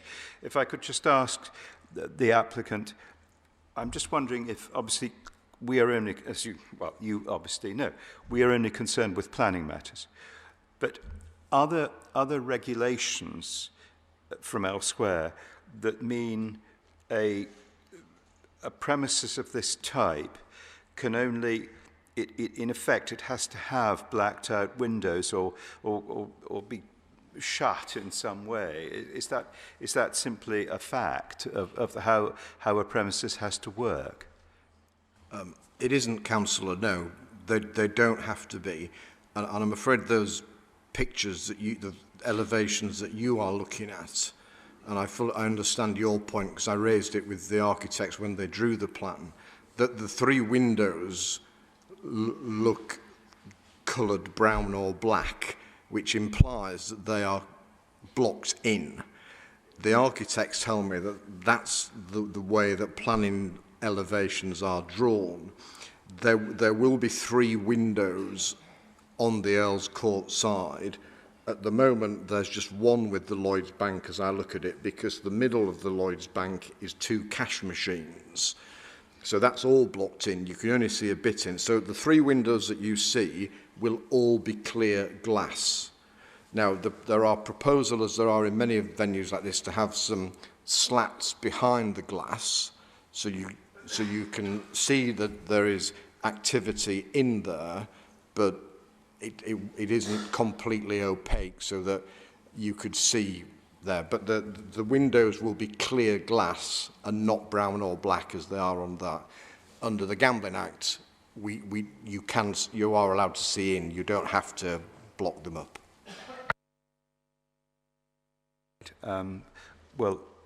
Thank you very much indeed for that. Are there any final questions from colleagues? Councillor Bakhtiar. I would like to ask a question to the applicant and one to the residents.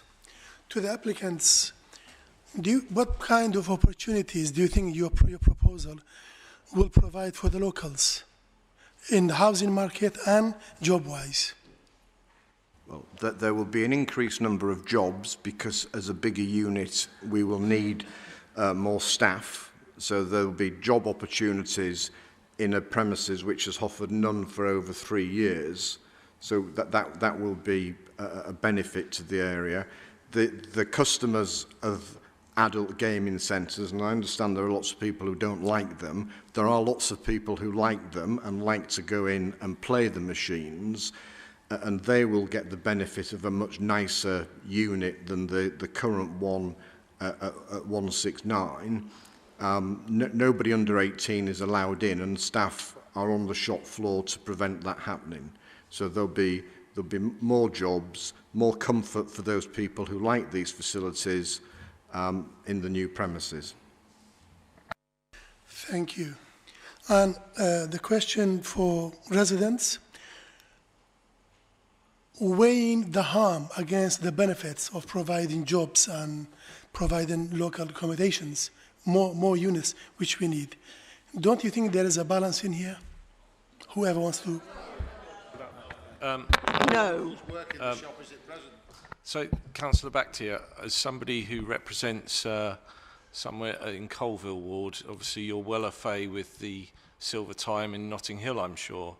I don't think it's lost on any of us that the premises is sited next to another high concentration of social housing. And I do think these premises are specifically sited close to these areas where they can actually have high concentrations of people coming with vulnerable conditions.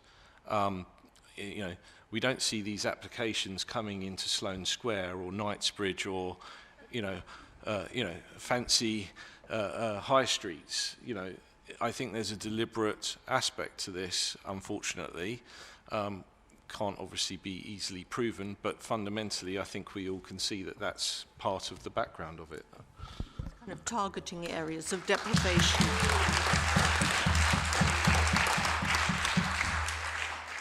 I just feel it's targeting areas of deprivation. Well, I think if just if the borough has 50%, Councillor Wade, I think just briefly, I don't think this is a point that it's not really a planning point. We've got to be careful not to pursue it too far. I would like to know where the people live that are going to be working in these establishments. Well, no, I don't think that's a material consideration either, to be perfectly honest. But if they're local jobs, or are they coming from outside? Yeah, no, I don't think. I think there's a. I hear what people say, but there's a danger that we don't go off on tangents and things like this. Are there any final questions, colleagues? No. Okay, well, in that case, thank you very much, everyone, for coming and speaking and answering our many questions. We now move on to the committee's opportunity to ask officers questions. Who would like to go first? Councillor Hargreaves. Thank you very much, Chairman. Mr. Woods, the applicant, comment on a number of a lot of information that's come subsequent, and he comments is not in the report. Can you just comment on the extra information that Mr. Woods talked about that he claims is not in the report, and would that have made any difference to your judgment on this application? Thank you. So we did receive some additional information from the applicant in the days leading up to the committee. Some of that information is appended in the addendums that have been provided to you, including one that was part of an update today, as we only had the email very recently. The information contained within those documents has not been accepted as part of this application. However, we have had a look at some of the images, and our consideration is still that there would have to be a degree of inactivation of the frontage to comply with certain legislation and rules, and therefore there wouldn't have been a material change in our consideration in regard to that aspect of the proposal.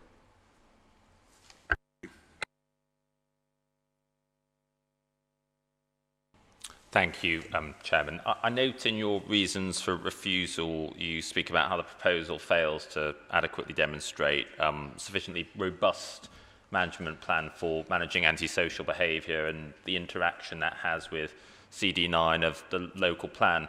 I wondered whether you could just dig into that a bit deeper and explain why that management plan wasn't sufficiently robust and what the gaps are there.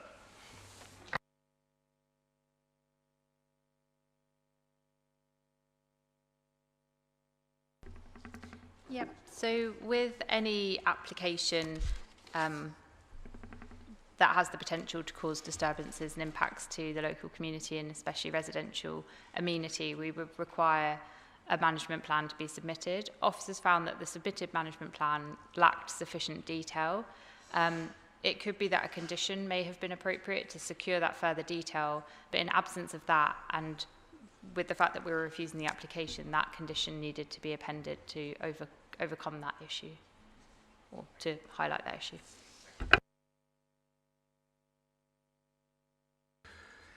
Okay, thank you very much indeed. So, colleagues, we need to make a decision about this. Yes, well, I'm going to go down the table actually, so you'll get your chance. Well, actually, why don't you go first? In terms of I'm inviting my colleagues' views before we actually have any sort of formal vote. So, Councillor Bakhtiar, Thank you. You go first. Yeah. I've been on this committee, as I said, since 2014. And we normally try to balance and try to listen to both sides. We didn't come here determined which side we are going to take. And this is how it should be, I think. We need to be fair. And that was the reason for me asking this question for both sides of the chamber. The officers lay down the case and the reasoning for refusal very good. They have very good reasons for refusal. And the residents have presented their case eloquently, and the ward councillors did a fantastic job. Therefore, it's for me personally, I know which way I'm going to go now, since I have listened to both sides. Thank you. Thank you, Chairman. I think based upon what I have heard, I think there is a substantial risk that a larger, more prominent site would inevitably have a greater risk of attracting antisocial behaviour. I think especially with the nature of gambling and the increase by 14 machines to a total of 40 machines will attract more people, and dare I say the people it will attract wanting to game on those machines may be more likely to engage in antisocial behaviour. So I think for that reason I'm minded to say it fails to comply with policy CD9 of the local plan. Thank you very much, Chairman. Yes, I'm just looking at paragraph 9 here, the reasons for refusal. And if you just go down there, we've heard a lot tonight. This is not just about planning, it's not just about antisocial behaviour, it's not just about the shop frontage, it's about all those things together. So if you go down for the reasons for refusal, you've got shop front, gambling, antisocial behaviour, gambling, resident parking. So there are a number of issues here. It's not just one. There are a number of issues here that present a package to me that shows that this development, this application, is not fit for this area on a number of grounds. So on those grounds, I would be minded to support the refusal of this application. Well, thank you.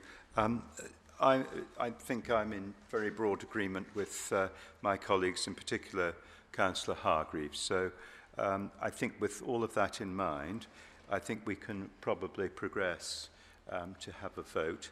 So the officer recommendation is that the application is refused for the reasons set out in the report. Can I see those in favour, please?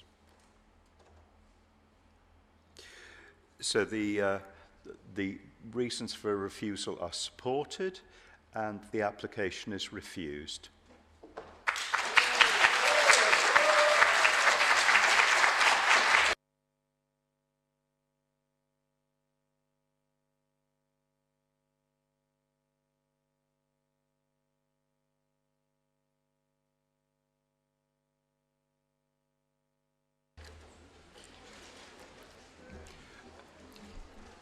Thank you very much. If you have come specifically for this application and don't wish to stay, can I ask you please to just leave us quietly and quickly, as we need to move on to a long agenda.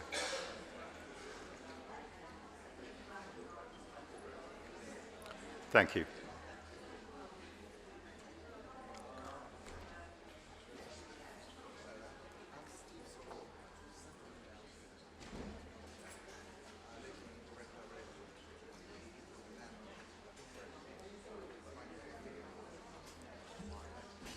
Good.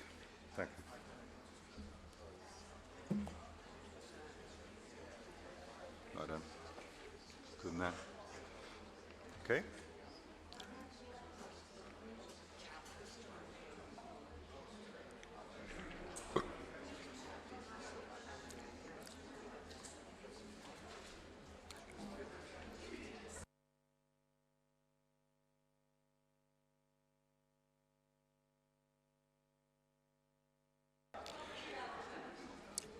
Thank you. If you could please leave the chamber, and if you wish to continue discussing matters, please do so outside, as we need to move on with our very long agenda. Thank you. Thank you very much indeed, everyone. Thank you.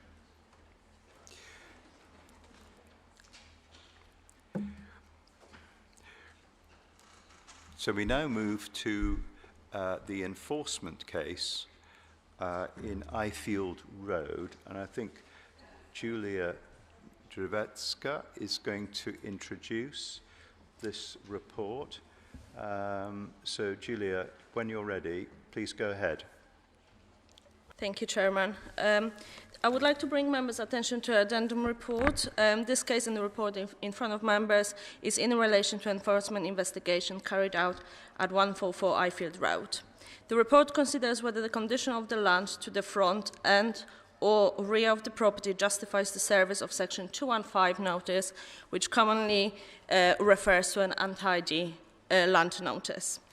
I'll just run some of the photos for members. So on this slide, you can see the front of the property and some of the work. So we've got the window that is part of this investigation, some leaves and the furniture within the front light well, as well as railings to the front of the property. On this slide, members can see the rear of the side. The photographs are taken from the neighbouring side. So we've got the lightware at the back, the garden, and that's the view of the neighbour's garden. And the last slide is the view from the Brompton Cemetery, just showing the vegetation above the boundary wall. This matter has been investigated, and as per officer's report, it is recommended that a formal notice is not served in respect to the breach of planning control, and it's recommended that a committee determines that the works do not constitute a breach of planning control and no enforcement action be taken. Thank you. Thank you very much. Now, we have speakers registered for this case, and they are speaking in favour of enforcement action being taken. And Councillor Rossi, do you wish to speak first? I do. Before I speak, can I just check yes. that the petition that I read to full council about this very matter was not in the pack, but I was assured it would be in additional papers, and I just wanted to check that everyone had sight of that petition. Is that right? Yes, very good. Okay, yes. fine. So I will start now. Very good. So it grieves me to speak to a report from my own council, which is fallacious, and I can't address all of its sophistry in 2 minutes. I will pick out a few points. Firstly, the reference to Hammersmith and Fulham officers, when every officer and every member knows that under Triborough they were de facto our officers and their decisions were de facto our decisions. Secondly, the conceit that the original Section 215 notice was ever complied with. That is news to all of us. Thirdly, I walked down Ifield Road yesterday looking for other missing railings. I found 2, not together, not at the same house. The danger is when there is a gap of 2 together, as at 144. Our enforcement officers put plastic and sellotape around this gap. It was there for a year when it became unstuck. It was because I went directly to the chief executive and said there could be an accident that it was boarded up, demonstrating that only intervention works in this case. Fourthly, there is no mention of foxes in this report, though we have ample eyewitness evidence that they are living in the basement and exiting through the broken window at the front light well. Fifthly, the report suggests amenity has not been harmed, but we have a petition signed by 46 residents who say that their amenity has been severely harmed. We have, on the one hand, an obdurate freeholder who cannot or will not improve the quality of his house, and on the other, a local authority who has the power to intervene but does not want to. Surely, common sense should prevail. Direct action is needed, and this council must now act in the best interests of its long-suffering residents. Thank you. Now, other ladies and gentlemen who have registered to speak, you'll have to share 3 minutes. So please go ahead, sir.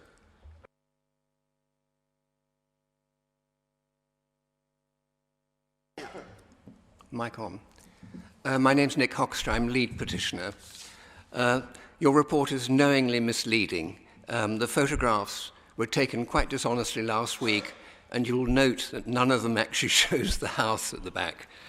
The national press covered this in great detail last year and collected their own evidence. As we mentioned, there's rampant knotweed, there's rats, foxes that Marie-Thérèse mentioned, there's a mosquito swarm from a leaking mains which has been going on for 2 years. The decomposing remains of the last basement resident were removed. The windows to the street are blacked out, and to the rear, vegetation is growing into the house from broken windows. The house is rotting from the inside out. Your press officer told the papers you were powerless to act. After our petition by 48 residents, in fact, the press is here today.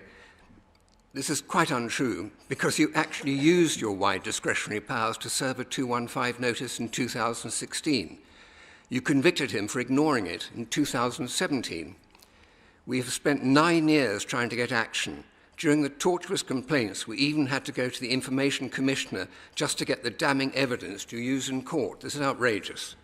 In the last month, you've suddenly decided to claim the owner had met all the requirements, so the 215 and conviction have lapsed.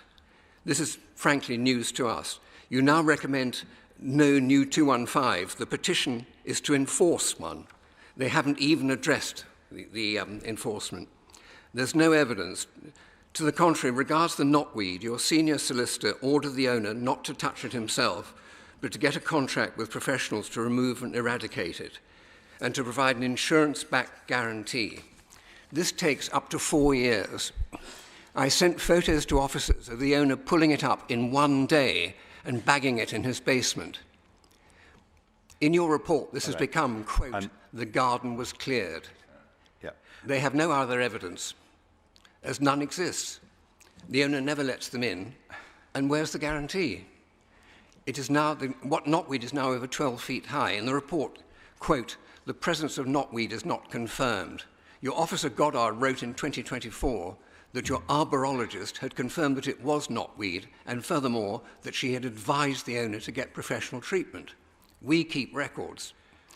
The same applies to the other stipulated works in the 215. Officer Perigo told me in 2017 there could be a further prosecution if they're not completed. It is now worse. We frankly don't think this will play well at a judicial review, nor maladministration with the Ombudsman. Okay, I think time is nearly up. There's enough time for your two fellow objectors just to say a sentence or two, please, if you wish to. Obviously, there are likely to be questions, but if you'd like to. Well, actually, it's too slight. I'm happy to forego my time. I think Okay. Okay. Yeah. We're now 3 minutes, I think. All right. Well, just, you have to conclude, I'm afraid. You can't just very quick. talk forever. The owner is Nicholas Halbert, a former Conservative councillor, and he was actually on this committee. He was given the Mayor's Award in 2022. We think it's time now to take action under Section 219. As Marie-Thérèse has pointed out, there's no point in trying to correspond with him. You frankly have to do the work and bill him. He otherwise ignores everything. I mean, frankly, I'd like to know if we can all otherwise ignore 215 notices and convictions. I think time. I've finished. Time is up. Good. Thank you very much indeed for those remarks, and Councillor Rossi as well. Now, obviously, yes. Just Thank you so briefly, much. sir. Chair, that wasn't. I put my timer on. That wasn't a full 3 minutes. I mean, the points have been made and well made, and they don't need perhaps further exegesis. But it was only 2.5 minutes. I just thought I'd mention that. I thought Councillor Rossi spoke for a little bit longer, and I was very happy Councillor Rossi, by the rules of this committee, which I've looked at, doesn't actually have to be within 3 minutes. She can speak as long as you give her discretion to speak. You only gave her 2 minutes discretion. You could have given her longer, but that's separate from the 3 minutes that the residents get. That's not quite how. That's not quite how things work. We have a long-established convention that ward councillors have up to 2 minutes, and then other people.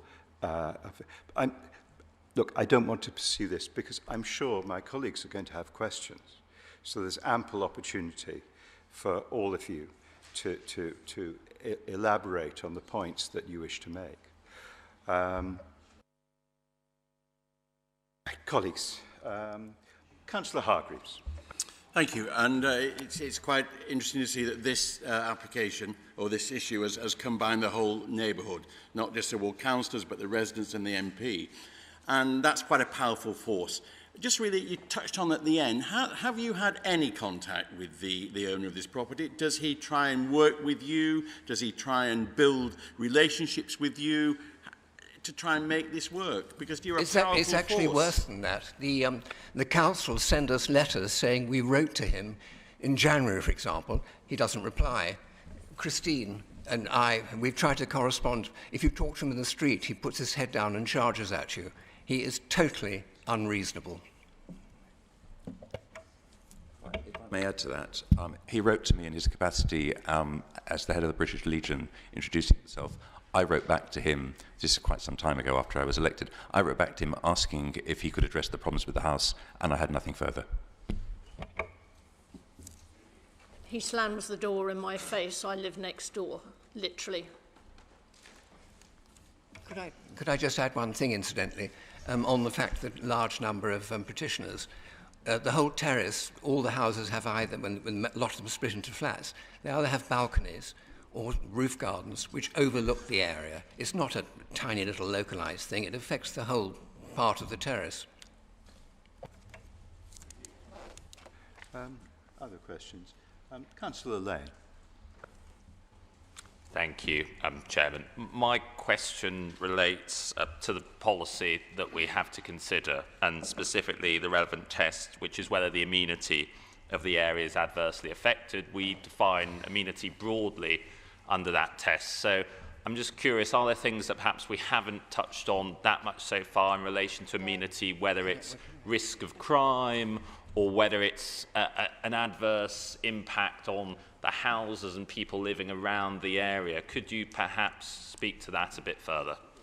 Well, could I just cite the obvious thing is that he was taken to court and convicted on your evidence. Admittedly, you made it very difficult for me to get the evidence, but you cannot contest the fact that there was sufficient grounds to issue the notice to start with. There were sufficient grounds to prosecute him successfully thereafter. Answer that because I have read the guidance now to the Act, the Town and Country Planning Act 1990 many times. And amenity is quite a broad thing. But if you have 46 or 48 people saying this is a problem, that demonstrates that their amenity has been affected. As you know, we go down the street knocking on doors, and we always say, is there anything we can take up with the council? That's our opening gambit. I never feed the answer to people on that bit of street, and you would be surprised as so many people tell me that it's a problem and the council has got to do something about it. And as to amenity, you can get a clever lawyer, you can say it's this or that, but it's certainly not just the fabric of the building. It is the living environment that people in that street are having to put up with when the people put their rubbish bags out for or the dustbin men come and Suez pick up the rubbish. The foxes all come out of that house and start kind of trying to eat food from the rubbish bag. So yes, it is affecting. To me, that is amenity. And if I may, just one more, Chairman.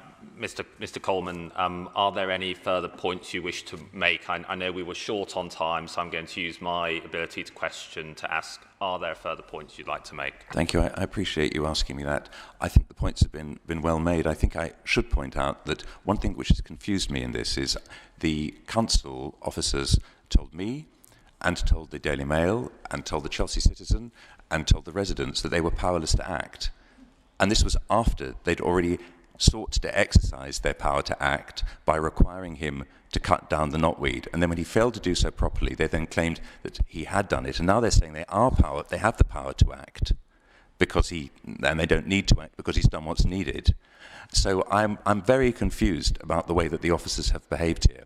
And if I could just one other point of information, if anyone would actually like to see what the garden looks like now, they only have to go onto my Twitter, Instagram or Facebook account where I've posted a video of it. Thank you, Chairman. Thank you, Chair. Councillor Rossi, you are the ward councillor, and I believe that you know more than anyone else because residents have been contacting you, seeking your help. So there was the tenant and the landlord was taken to the court, and the council was in a position to enforce and do something. Why this didn't happen, do you think? That's a very good question, Mo. What happened in the past was that we took Mr. Halbecker to court and he was fined, and eventually he paid that fine. After that, now we're told all of a sudden that he complied with all the requirements of that notice, which is, you know, quite frankly, not true. And I think what happened, it just got dropped for no good reason. I can't give you a reason why there was no follow-through after the initial fine. I don't know. If I may, another question to Mr. Hoxter. Yeah. You tell us more about this. You are the immediate neighbour, aren't you? I'm one, but there's a whole row of us. Yes, I am a new. I mean, because he doesn't allow access, and the officers haven't tried hard enough, the only way you can actually get a view of what's going on is from the neighbouring houses. The officers have never tried to get in. The house is rotting. There is no question of it. He has form. He's got 2 houses in Camberwell, and the roof has fallen in one of them. It's so bad. You know, it's not an exceptional event. The man's a menace.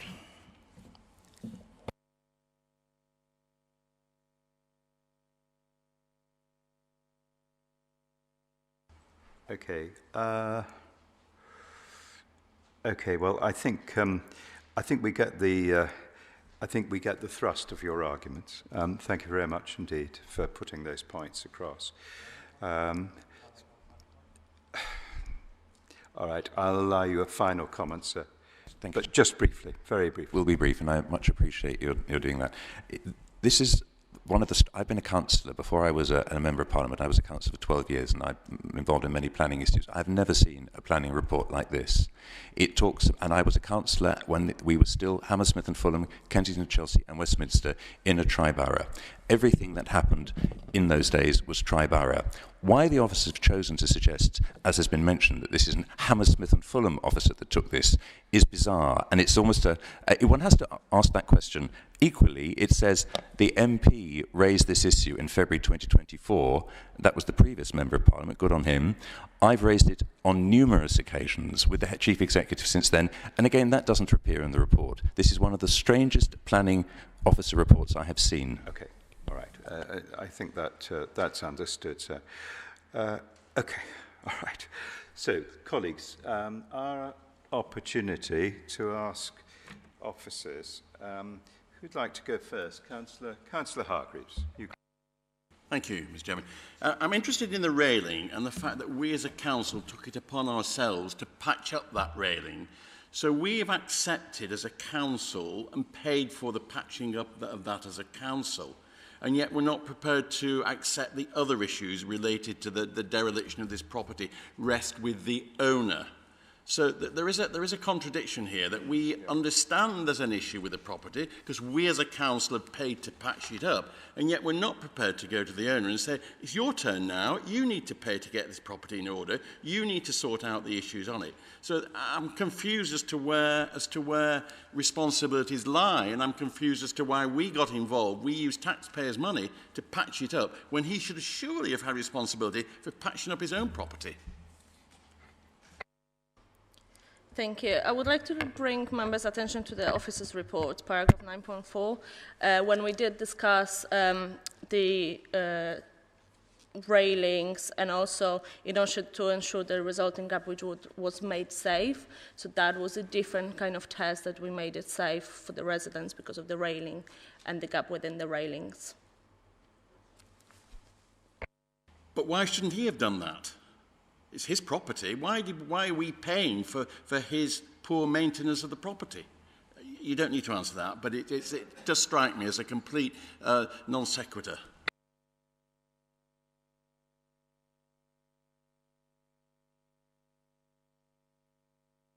Yes, I'm not sure there's really an answer to that. It does strikes me as slightly odd as well, I'm afraid. Can I ask officers a question? Maybe our legal colleague from Westminster City Council, as opposed to Hammersmith and Fulham, can assist. Can I just ask? Clearly, we're a planning committee. To my mind, allowing a building to have a situation where foxes, maybe other animals, live in part of a house. I mean, it sounds to me extremely unpleasant and highly undesirable. Is that a material planning consideration that a residential property seems to have fallen into a state where it just, it's not just its appearance looks rather poor and tatty as you walk down the street, but that it's actually harming amenity because there are things like foxes living in the property that, as Councillor Rossi, I think, said, come out and obviously they smell that it's rubbish collection day. So let's all hop out, broken windows, and go and rip everything to pieces in that part of Ifield Road. What's the legal position? Are you able, or anyone able to help me about that? Yeah, please, go ahead. I mean, sorry, I'm losing my voice. I think the main point here is that there's no sort of legal definition of amenity, so it's a matter of fact and degree in each case. So there is an element of discretion as to sort of what you would take. It doesn't sort of have a legal definition. Sure. What you're saying is, okay, and I agree, a dilapidated property could involve a multitude of situations. But as a decision maker, I would be entitled to decide that having a residential building where animals lived who caused a nuisance, that was a sensible thing to take into account in considering amenity. Would that be fair? That would seem fair to me. Yeah. Thank you for that. Sorry, I interrupted, colleagues. Councillor Lane, and then Councillor Bakhtia, and then Councillor Adurian. Thank you, Chairman. Just two questions, but I'll try and make them quick. Going back to the broad definition of amenity, we know about the concept of broken windows policing and the idea that if a property is in a very bad state, that can lead to crime. Would increased risk of crime potentially be covered by that broad definition of amenity? I think it's very similar to answer to the foxes we've discussed. Is within your discretion, but I think you definitely want to think about the evidence that you have in front of you as well. Thank you. And then my second question just relates to paragraph 60 of the National Planning Policy Framework. You talk about how effective, or rather the framework talks about how effective enforcement is important to maintain public confidence. Would you not agree that the fact that 40 people, objectors, residents have come here today really quite upset, I think perhaps with good reason, isn't that proof that that lack of enforcement has undermined confidence? That's again is something members will need to make the assessment of. Officers looked at in terms of the impact on the conservation area and the streetscape, and the impact on the neighbouring properties and surrounding listed buildings, etc. But if members think that's within your right to disagree with us. Okay. Councillor Bakhti, and then Councillor Adjournment. Thank you.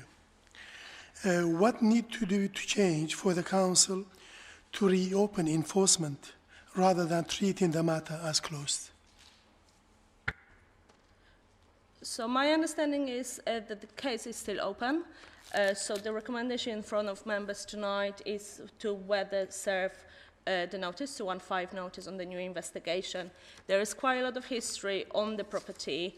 There was a previous enforcement investigation that, as we've heard tonight, went through various prosecution, and that investigation was closed, which members can see in paragraph 4.2. However, we've opened a new investigation following complaints from councillors. So we do have an open investigation. Just tonight is the question for members whether we should take further actions.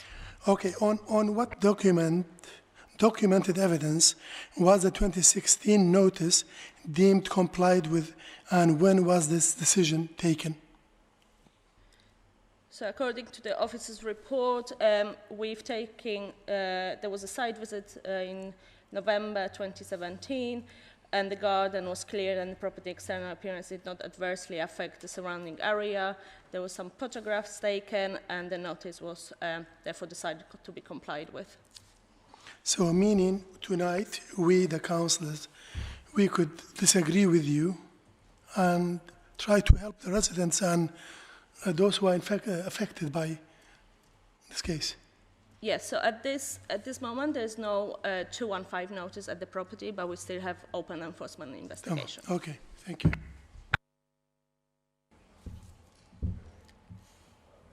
Could I? That is so dishonest, I don't really know how to respond. I'm sorry, you can't intervene further. I'm sorry about that. Okay, so colleagues, any other questions to officers?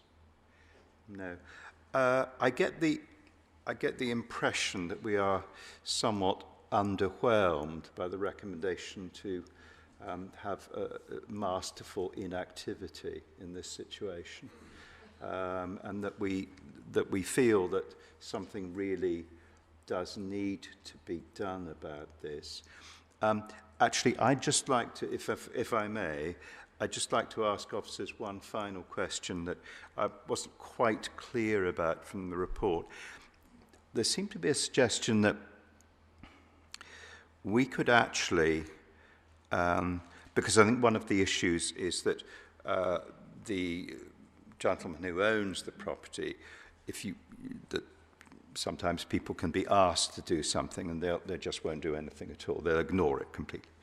But it is feasible for us to actually do something ourselves, so that we as the council, as well as taking enforcement action, we actually do the work in trying to resolve some of these problems.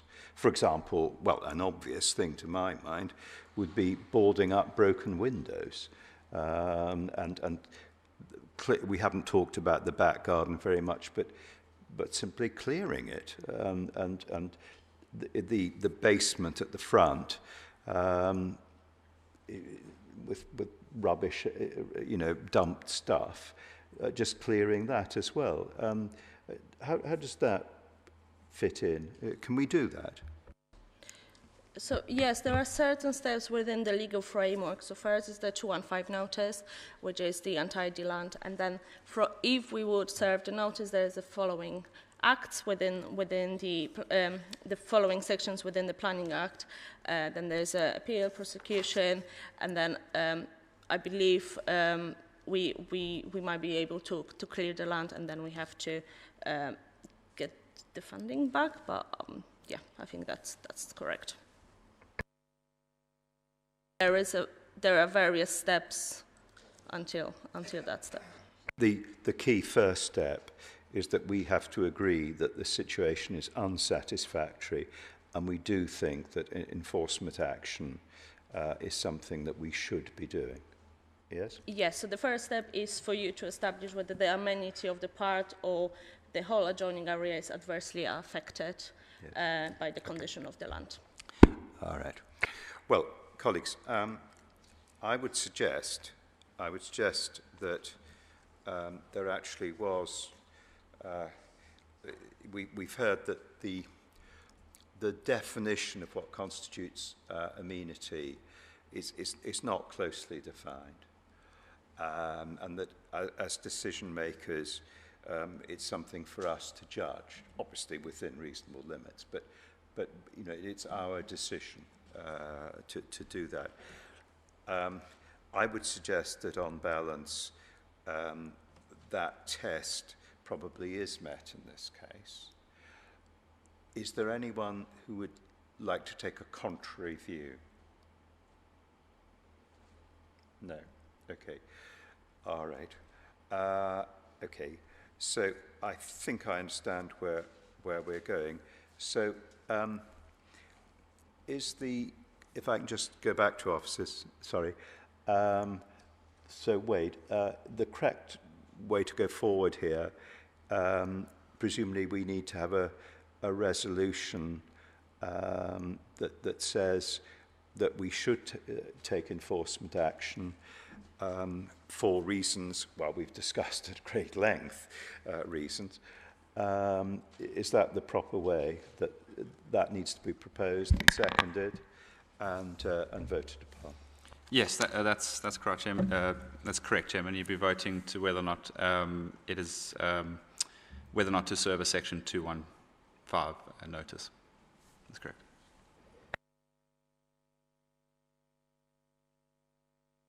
It would be up to officers to write that the text around that, and to obviously proceed to give effect to the committee's decision.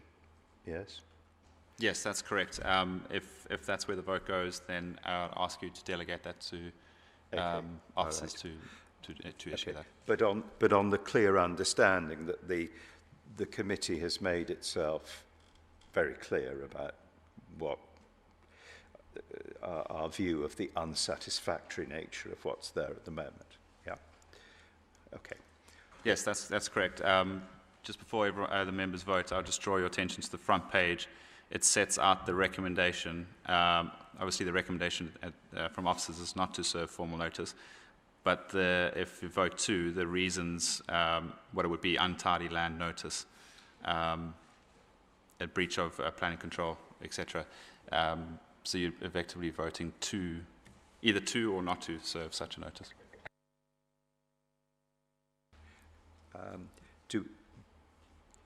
Do we need to vote twice? In the sense, the first is whether we accept that recommendation, or we can just proceed to a resolution that we wish to take action under, issue a Section 215 notice.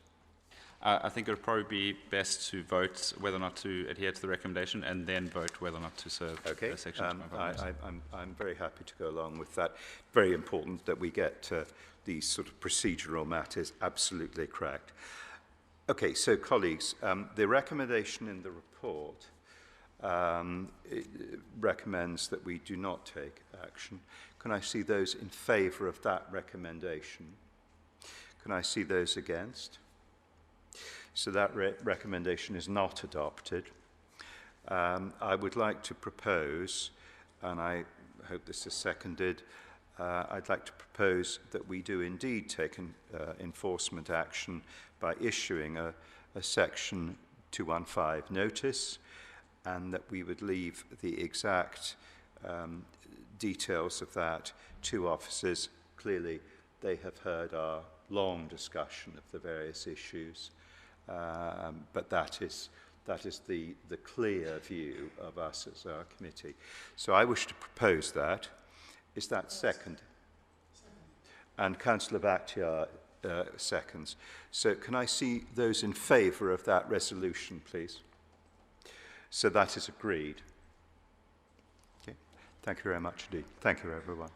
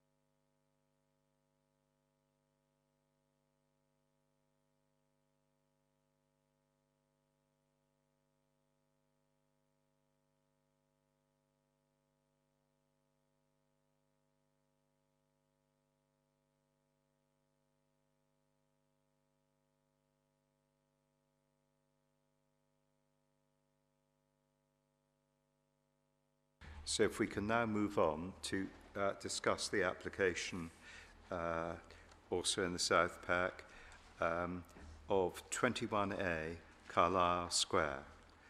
And I think that's back to you, Jess, yeah? Thank you, Chairman. Before members this evening is an application to amend a previously consented scheme at 21A Carlisle Square. The amendment seeks to remove condition 2, which precluded the use of the flat roof of the rear extension as a roof terrace.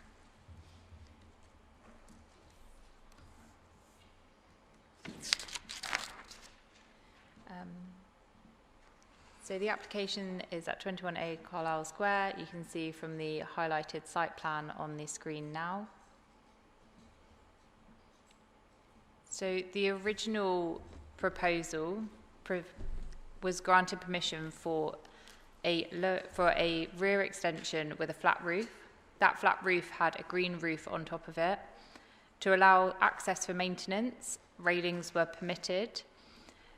The reason that the condition was attached to preclude the use of the roof as a terrace was because the roof terrace was not applied for as part of this permission. It was not in the description of the development at that time, and it was not part of the officer's assessment of the scheme. This was the previously approved scheme, which allowed for some additional planters and railings. And then the proposed plans and elevations in front of you this evening reduce the area of green roof to the sides, allow for 2 access doors onto the terrace, and a small area of the terrace in the middle of the flat roof extension to be used for amenity. Officers have considered the application as a whole and consider that there would be no harmful amenity impacts to neighbouring properties due to the inset nature of the terrace, the planters, and the location of neighbouring properties in relation to the terrace. As such, the proposal is recommended for approval. I'm happy to take any questions. Thank you.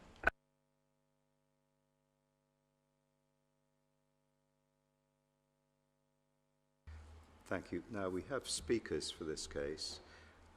If I can ask Christian Lee, are you... Christian Lee, are you... Hello, yes. Sir. Hello, right to the back here. Straight ahead of me. I've got prime position for some reason. You're an objector, so you've got up to 3 minutes, sir, when you're ready. Okay, thank you, yes. Good evening. My name's Christian Lee and I'm a chartered town planner. I've been advisor for the owners and occupiers of 22 Carlisle Square for many years. That's my client's family home that adjoins 21A. And there's a long history to the case I'll try and briefly summarise. So the current application concerns the flat roof, which was created by the planning permission at number 21A for a rear extension back in April 2016. And that approved plan showed a green roof with no parapet wall, no railings around it, no access at all, and 21A retained its large rear garden. But after that extension was built, the property owner enclosed the flat roof with parapet and railings, laid the roof with stone paving, lowered the windows to provide access, dispensed with the green roof, all without permission. It was claimed this was for maintenance of the roof.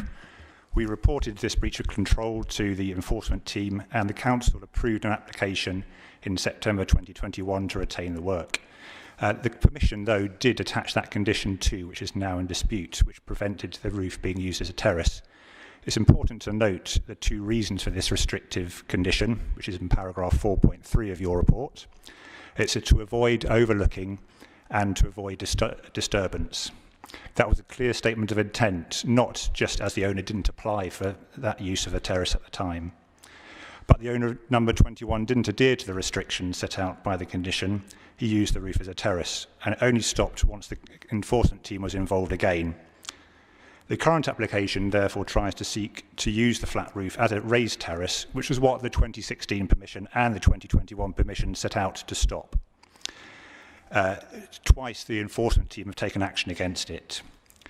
So the new application came without any discussion with my clients. The first they knew was when the application was made. The application says it addresses the fundamental objection of overlooking by keeping the terrace to the centre of the roof and placing planters on the roof. We consider it still would lead to a loss of privacy. The terrace is elevated, it's large, it's set it deep into the garden area, leads to direct overlooking of my client's house. Screens will not prevent this, and they would have an overbearing impact. They're 1.7 metres high on the boundary. Screens would also look an odd and unattractive feature at height within the conservation area, something that the conservation area appraisal actually says is a negative feature of the area, the clutter caused by roof terraces. So the application doesn't overcome the first reason for refusal as to why condition 2 prevents the roof being used as a terrace to stop overlooking, and it doesn't address the second issue for that condition to prevent disturbance. The roof terrace number 21 is situated at height at first floor level behind the rear elevation of the house. It brings noise and disturbance into the quiet rear gardens of the adjoining houses and close to the windows at 22, which serve a living room and a bedroom, and the adjoining house at 21. There are balconies in the wider area, but they're much smaller and not set deep into the garden, and so don't cause that harm. So I could just sum up, really, but it's a fortunate long history of the roof terrace at number 21, which has tried to be established through incremental actions of putting up railings, providing access, removing green roof. But despite this, the council has always seen that terrace here would lead to overlooking and disturbance and prevented such use through the conditions. Number 21 retains its large rear garden throughout this. The current attempts to overcome the long-standing restrictions by reducing the sitting-out area and putting up planters wouldn't overcome these fundamental problems. There would be a loss of privacy to the rooms, to the gardens, and disturbance, also harm to the conservation area.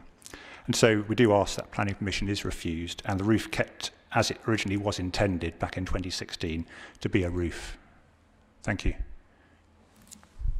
Thank you very much. Now, I think is Mr.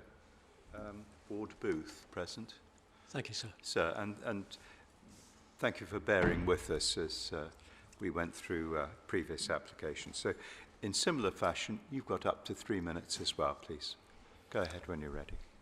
Thank you, sir. So, the current application is in itself a wholly new application, and the proposed design of the terrace in terms of the configuration of hard surfacing and the green roof, and the design and detailing of the screen planters and trellis is clearly different to any of the earlier applications. Council policy explicitly recognises that roof terraces can provide valuable spaces for residents, but then seeks to strike a sensible balance between this benefit and harm to the amenity of residents through loss of privacy and noise and other harms to amenity. This scheme has been carefully designed to meet these objectives and to strike that balance, and it is a product of extensive pre-application discussion with planning officers, and it directly reflects their concerns, their requirements, and their advice. To protect privacy, the application proposes oak trellis side screens with integrated trellis planting, which are permanent and which will prevent overlooking, but which are nevertheless not so heavy or intrusive as to appear overbearing or visually harmful. To mitigate concerns of noise, the actual usable area of hard paving has been reduced to a minimum so that there is only in practice space for a small table with 2 or 3 chairs, and the configuration of the green roof to the sides and the planters to the sides means that residents will be funneled to the centre of the terrace and away from the sides, adjoining residents and premises. I think more fundamentally, the scheme needs to be judged in its context, and there is a reality that the rear of the terrace is characterised by existing roof terraces, existing balconies, and by overlooking from angled side windows of bay windows which look directly into adjoining gardens. So the reality is that the terrace is characterised by mutual overlooking, and in that context, in the context of the existing balcony, the existing roof terrace at number 22 next door, it's very difficult to see how the proposal will result in any net harm to the amenity of residents. And this is the conclusion that planning officers have reached, and they conclude that the proposal will not create any more noise and disturbance than the existing adjoining balcony and roof terrace, or indeed the lower mid-level terrace at number 21A, which exists today. So this is intended to be a sensible balance scheme which strikes the necessary balance between the need to protect residents and the benefits which arise from the provision of a roof terrace, and the scheme is commended to you, and it is respectfully requested the permission should be granted. Okay, thank you very much indeed. Colleagues, any questions? Councillor Hargreaves. So a question to the objector, Mr. Lee. We've heard that there are a number of other roof terraces around here, around this area, and they're all used and they're existing. Why are you particularly objecting to this one when there are others? Yes, I mentioned that there's differences. This one is deeper into the garden area. The other ones are, and it's raised up at a level. There are ones which are lower down. There are ones which are set back. There are smaller ones. It's the depth and the proximity to other properties that is very, very different from the other ones. Yeah, there are other ones and there is a material difference between them. Thank you, Chairman. Another question to the objector. I notice from the pack with the proposed terrace there is perhaps some ability for people on the terrace to view into windows, but would it not be fair to say that in a central London location it is actually quite normal for neighbours to sometimes be able to view into properties nearby, and one can't live in total seclusion? Is that not a fair point to make when we're trying to balance these considerations? Yes, that's very fair, and we'd say that that is the situation at the moment. As we just said, I'm not disputing that there are windows and some terraces in the area which do look towards, and it's a question of balance and how far that goes. And certainly, I've known this property and been there for many times and over the years, and it's the height, the extent into the garden area which has been created by this terrace, the proximity to windows which tips that balance beyond what I think everyone, as you say, would accept. There is a certain degree of mutual overlooking, but it's gone beyond what was reasonable in my view.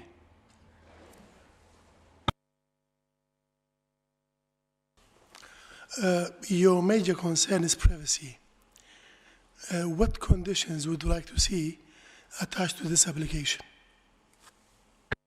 So it's privacy, the disturbance, and also actually the overbearing effect from the privacy screens that they put up, and just taking them in reverse order. Those privacy screens have been done as an attempt to, as the name suggests, to prevent views in certain directions, and they are now, because I've seen them, they are close and overbearing to the outlook from the windows of my client's property. The proximity, due to the depth and the position, brings activities at that raised level closer to the windows in that rear garden area beyond the line of the rear terrace.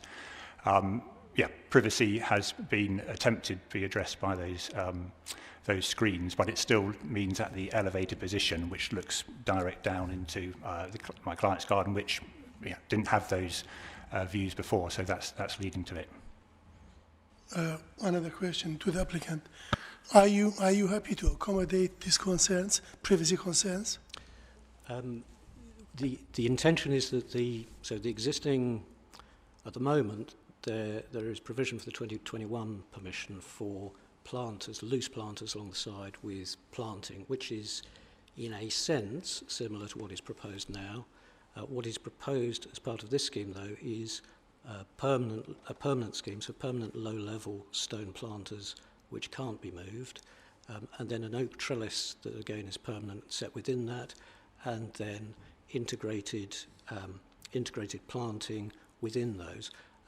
Our view, I mean, to be honest, I've stood on that terrace and looked, if you like, tried to look through the existing loose planters and planting, and truthfully, I didn't feel that there was actually any loss of privacy, and we are confident that what is proposed will achieve a good level of privacy. That said, I should say also, in terms of the design of those planters, that was very carefully considered by officers to strike a balance between, if you like, creating a solid barrier which would give absolute privacy, but then might appear overbearing or visually harmful. So the balance that was reached is what's on the scheme. Having said that, the applicant is very happy to have further discussion about what those side planters are, if that's something members felt was appropriate, and very happy for that to be conditioned. Whilst I'm talking, sir, might I also make a comment in respect of some of the things that have been said and the emphasis placed on the projection of the roof terrace, which does come out further from the building line at the rear of the properties.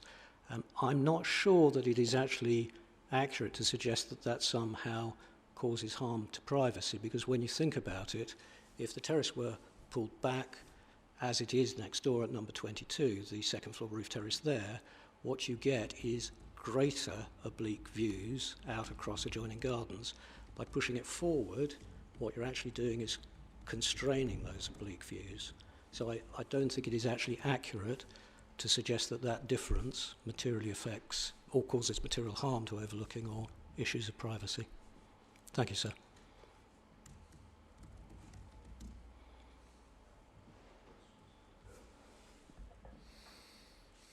No. Okay, well, thank you very much indeed, both of you, for speaking. So our opportunity to ask officers questions. Who'd like to go first? Mo. Well, you've heard the objector and the applicant are happy to accommodate. The applicant is happy to accommodate the concerns of the objector. Could we draft something to keep everyone happy? Yeah, so how I've kind of interpreted that conversation was that there are already privacy screens proposed as part of the drawings and the plans that are in your pack. I don't think there would be a way of making them any larger without causing kind of, you know, that tipping point to go over the edge of what's reducing privacy and then what becomes wholly overbearing. Officers have considered the oak trellising and the planting that goes underneath that to be adequate to prevent kind of overlooking or a sense of overlooking, but also then to be in a way transient that it's not going to provide a very solid overbearing impact. So I think that balance has been struck by what's in the pack in front of you already.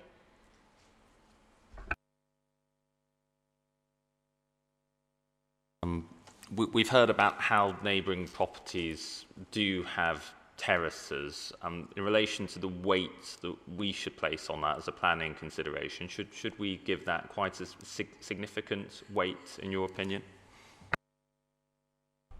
So each site needs to be judged on its own merits.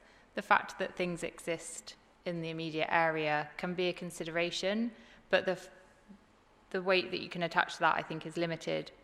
In this circumstance, it's really about the impact on the amenity to the neighbouring property and the impact to the character and appearance of the surrounding area. You can, of course, take into consideration those neighbouring terraces, but the amount of weight you give it should be limited, in my view.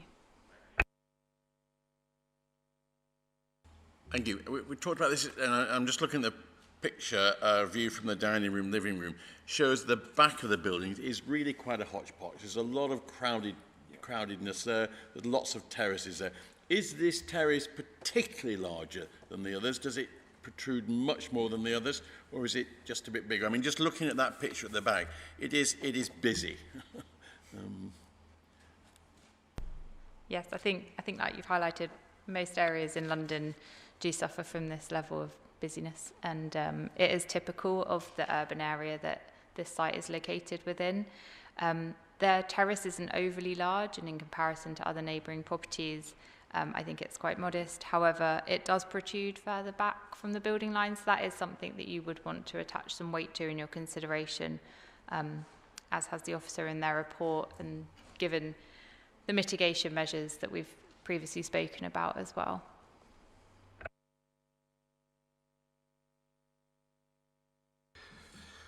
Well,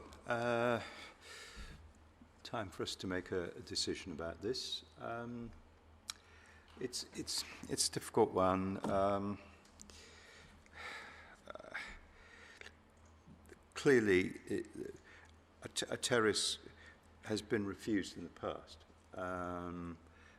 On the other hand, I think the point Councillor Hargreaves just made, that it's a sort of hodgepodge of all sorts of different buildings at the rear of these buildings, and also I think by the standards of RBKC, you know, these are very substantial, desirable buildings. So the actual distances between buildings are considerable, really, when you're thinking of buildings within just part of the, well, this is the north side of a square.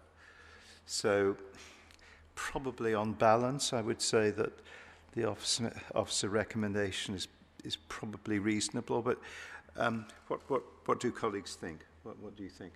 Councillor O'Durian? I'd concur with that, Chair. I'd also note that condition 3 is already part of the recommendation as well, which I think is important, that it requires the planting to be maintained, which I think is always really important in cases like this.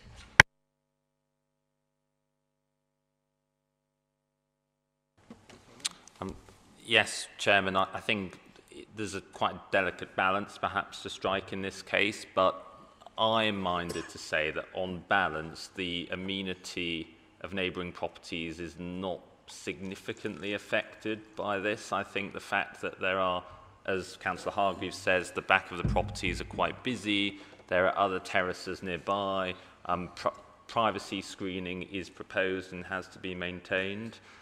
And as you say, the houses are relatively grand, there's distance between them. I think I'm minded to say that in this specific circumstance, the balance is that the terrace is okay. All right, well, I think I get the impression this is very much a sort of unbalanced decision, but I think we should now vote on the recommendation, which is to grant with the conditions attached. Can I see those in favour, please? So the recommendation is agreed. Thank you very much indeed, everyone. Thank you.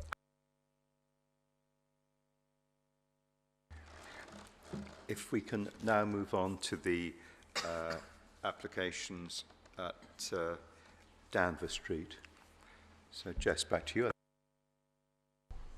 Thank you, Chairman. Yes, before members this evening is an application for planning permission and listed building consent at 37 to 49 and 55 to 57 Danziger Street. The application is an application made by the Royal Borough of Kensington and Chelsea, and that is why it's before members this evening. The application is for the replacement of all of the flats' front door entrance door sets with fire-rated doors.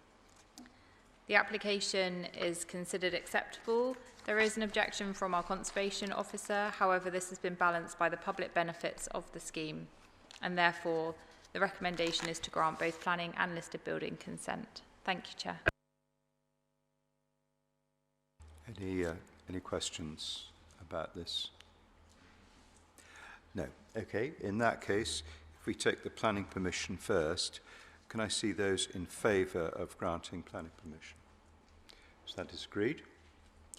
And listed building consent. Can I see those in favour of granting that? That is also agreed. Okay. Thank you very much indeed.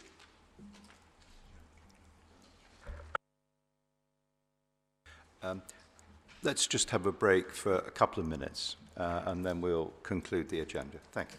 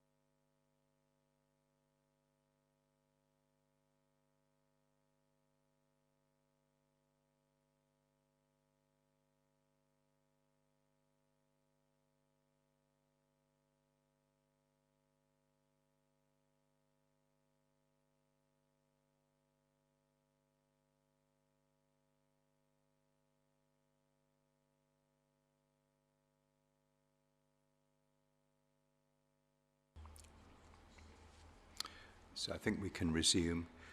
So I think now we're going to move to Holland Park Avenue.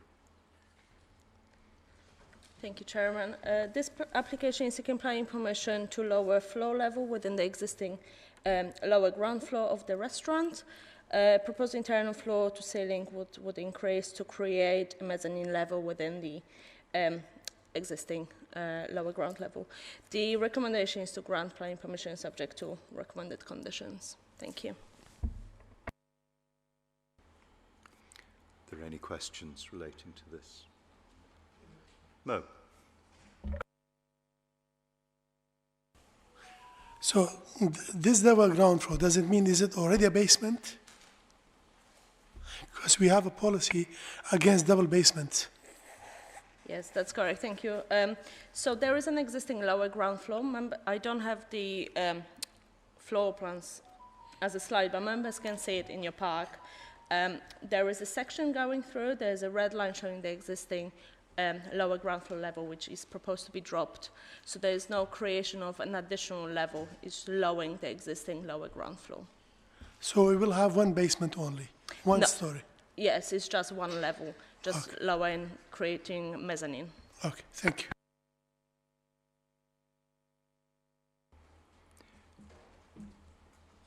One that we always have on this, Chairman. And there's no danger that this can then become a second basement. Councillor Mako was normally very good at telling us exactly how many millimetres in terms of this level, the proposal overall height in the highest point will be 4.2 square meters. As part of this application, they are creating a mezzanine level for storage, but we are not considering it as a basement extension. Okay, very good. Any other questions? No. In that case, the recommendation is to grant. Can I see those in favour, please? So that is agreed. Thank you. Can we now move on to 38 Kelso Place, please? So, Julia, I think that's back to you. Thank you, Chairman. So this application is seeking planning permission for a basement and insertion of windows. I'm just going to run some slides this evening. So we've got a site location plan on the left-hand side and an existing photograph showing the site elevation facing the hotel.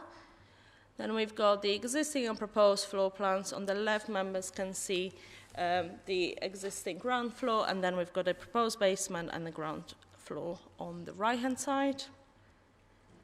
Here, members can see the existing side elevation, then proposed side elevation with the proposed new windows, and that's the proposed section showing the proposed basement. And that concludes my presentation. Thank you. Okay. Now we have speakers for this. Can I see, is the objector present? Right. So you've got up to 3 minutes when you're ready. Thank you.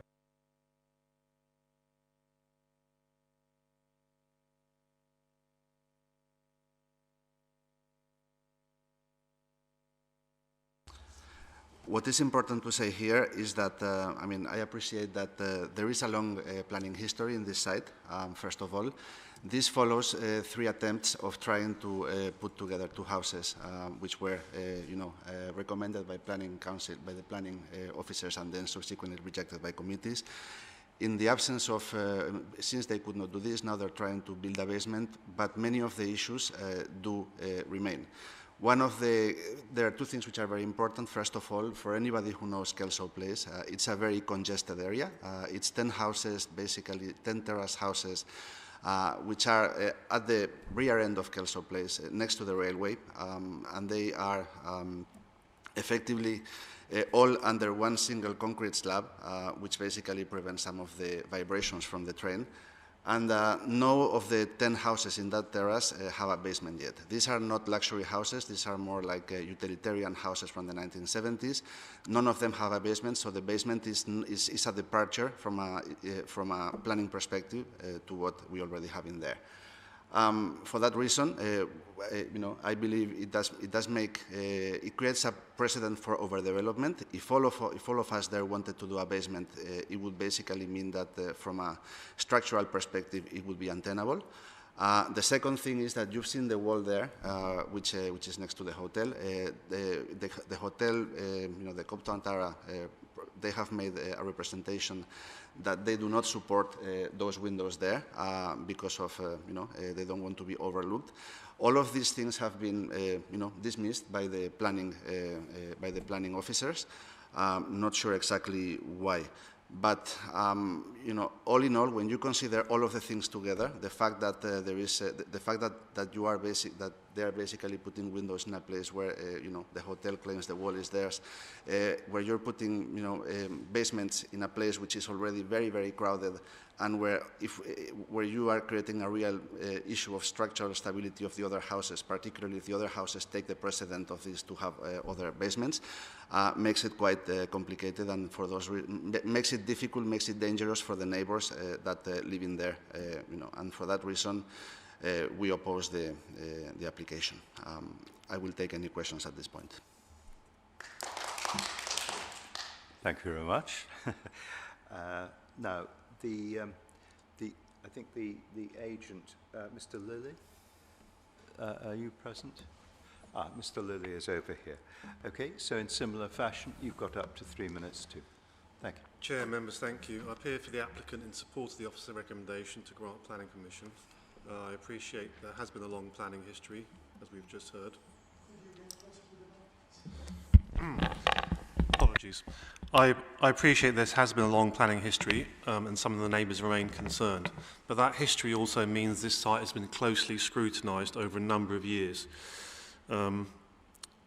Importantly, the officer report expressly records that earlier applications assessed whether a basement was acceptable, and none of those applications were refused because of the basement extension. They were all supported in their entirety. The applicant engaged proactively before submission, as the Statement of Community Involvement records, and there was multiple rounds of outreach to neighbours in the adjoining hotel. The main practical concerns identified through that process are the same matters that are in the submitted technical material and the recommended conditions which have been accepted by the applicant.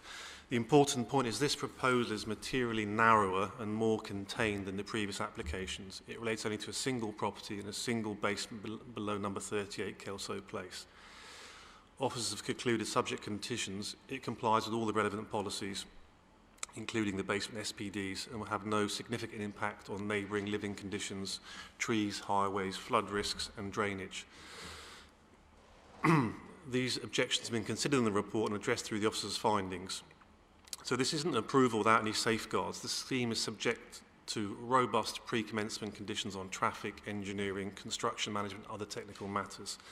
And it's also a form of development which the borough is very familiar. The recommended conditions reflect an established policy and a construction control framework, and members can therefore be confident this proposal sits within a well-established borough framework for basement development control. So the question tonight is whether this particular proposal, as submitted and as conditioned, is acceptable in planning terms. Officers say yes, and I respectfully ask members to investigate and support that recommendation. Thank you. Thank you very much indeed. Colleagues, questions? No. Thank you, Chair. To the objectors, I didn't quite understand why you are objecting to this, but let me explain something to you. We have a policy in the council. Everyone, every household, whoever wants to apply to dig a basement, they are entitled, if they dig under the house, and 50% in the garden area. So in what area and why are we implementing whatever we are doing is against our policy, or is it something personal? Because you have to have a good reason. First of all, there is, as I said, the hotel next door, the Compton Tower, did submit there. You will see. an objection because one of the things that this application entails is basically doing a window looking into the hotel. That was dismissed. That was one of the reasons. The second thing, as I said, and I do not know if that follows into planning policy, but it would follow if there is ever an issue. I mean, I appreciate what they say that there is no issue from a construction perspective, but you cannot consider a policy without considering the site itself. And this is a very, very constrained site. And as I said, what you said is probably true from a policy perspective, but I don't think it would be possible truly to have every house a basement in that area. Basically, the foundations for all of us would collapse and we would fall into the railway. That's the reality. So,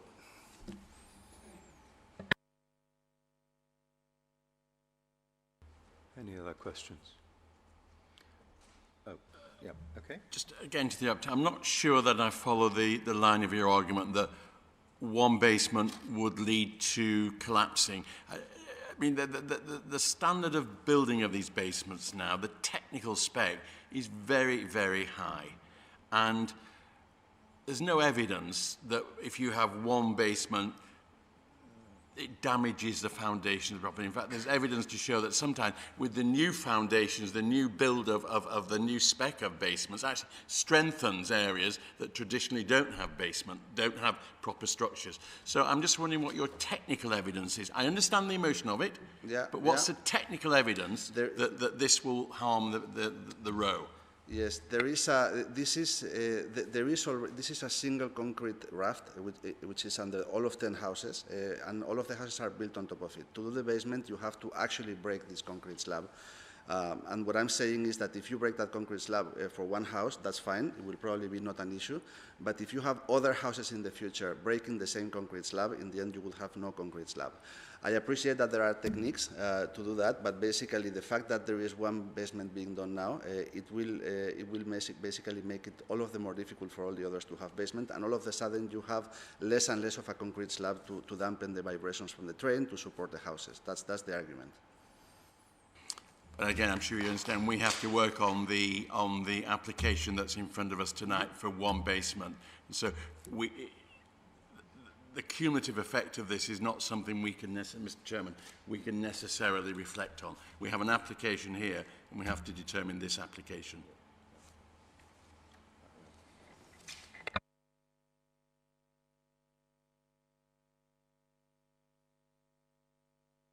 Thank you very much indeed. So questions to officers.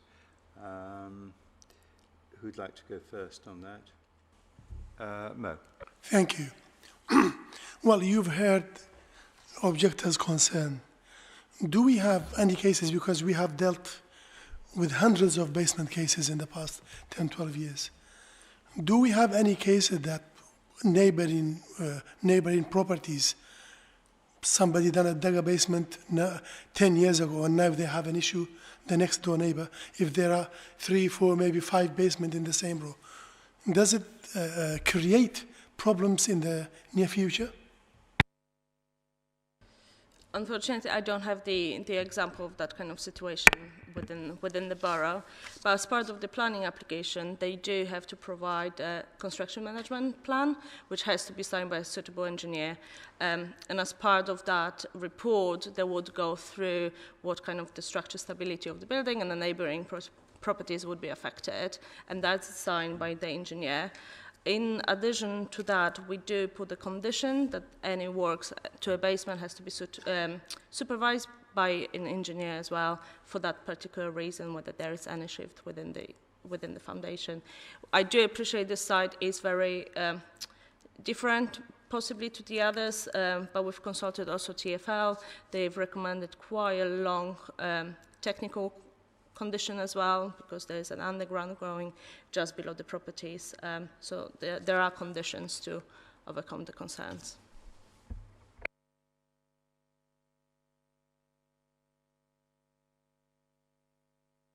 Well, in that case, I think we can move to a decision. Kelso Place is an unusual road. And the previous applications, several of which I can actually remember, were for very substantial work, demolishing buildings and reconfiguring things in a very major way for what is a relatively small-scale street. But what's in front of us would seem to me to be compliant with our policies. So on that basis, it probably needs to be viewed as being acceptable. Is there anyone who wishes to take a contrary view? No? Okay, well in that case the recommendation is to grant planning permission with the very large number of conditions attached. Can I see those in favour, please? So that is agreed. Thank you.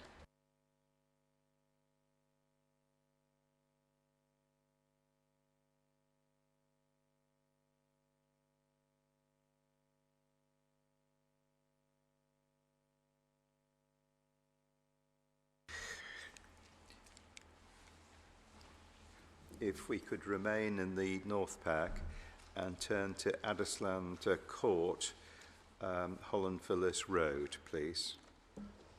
Julia? Thank you, Chairman. So this application is seeking planning permission for an erection of a pergola with associated screening. I've got some slides for members. So you can see the area view on the right-hand side. This is the area the pergola is proposed to be installed just on the roof of the building. And then on this slide, members can see the proposed floor plans and elevation and the screening that is being proposed around it.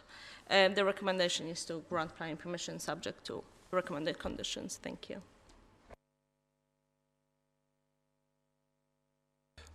Thank you. Now we have a speaker registered. Thank you for bearing with us.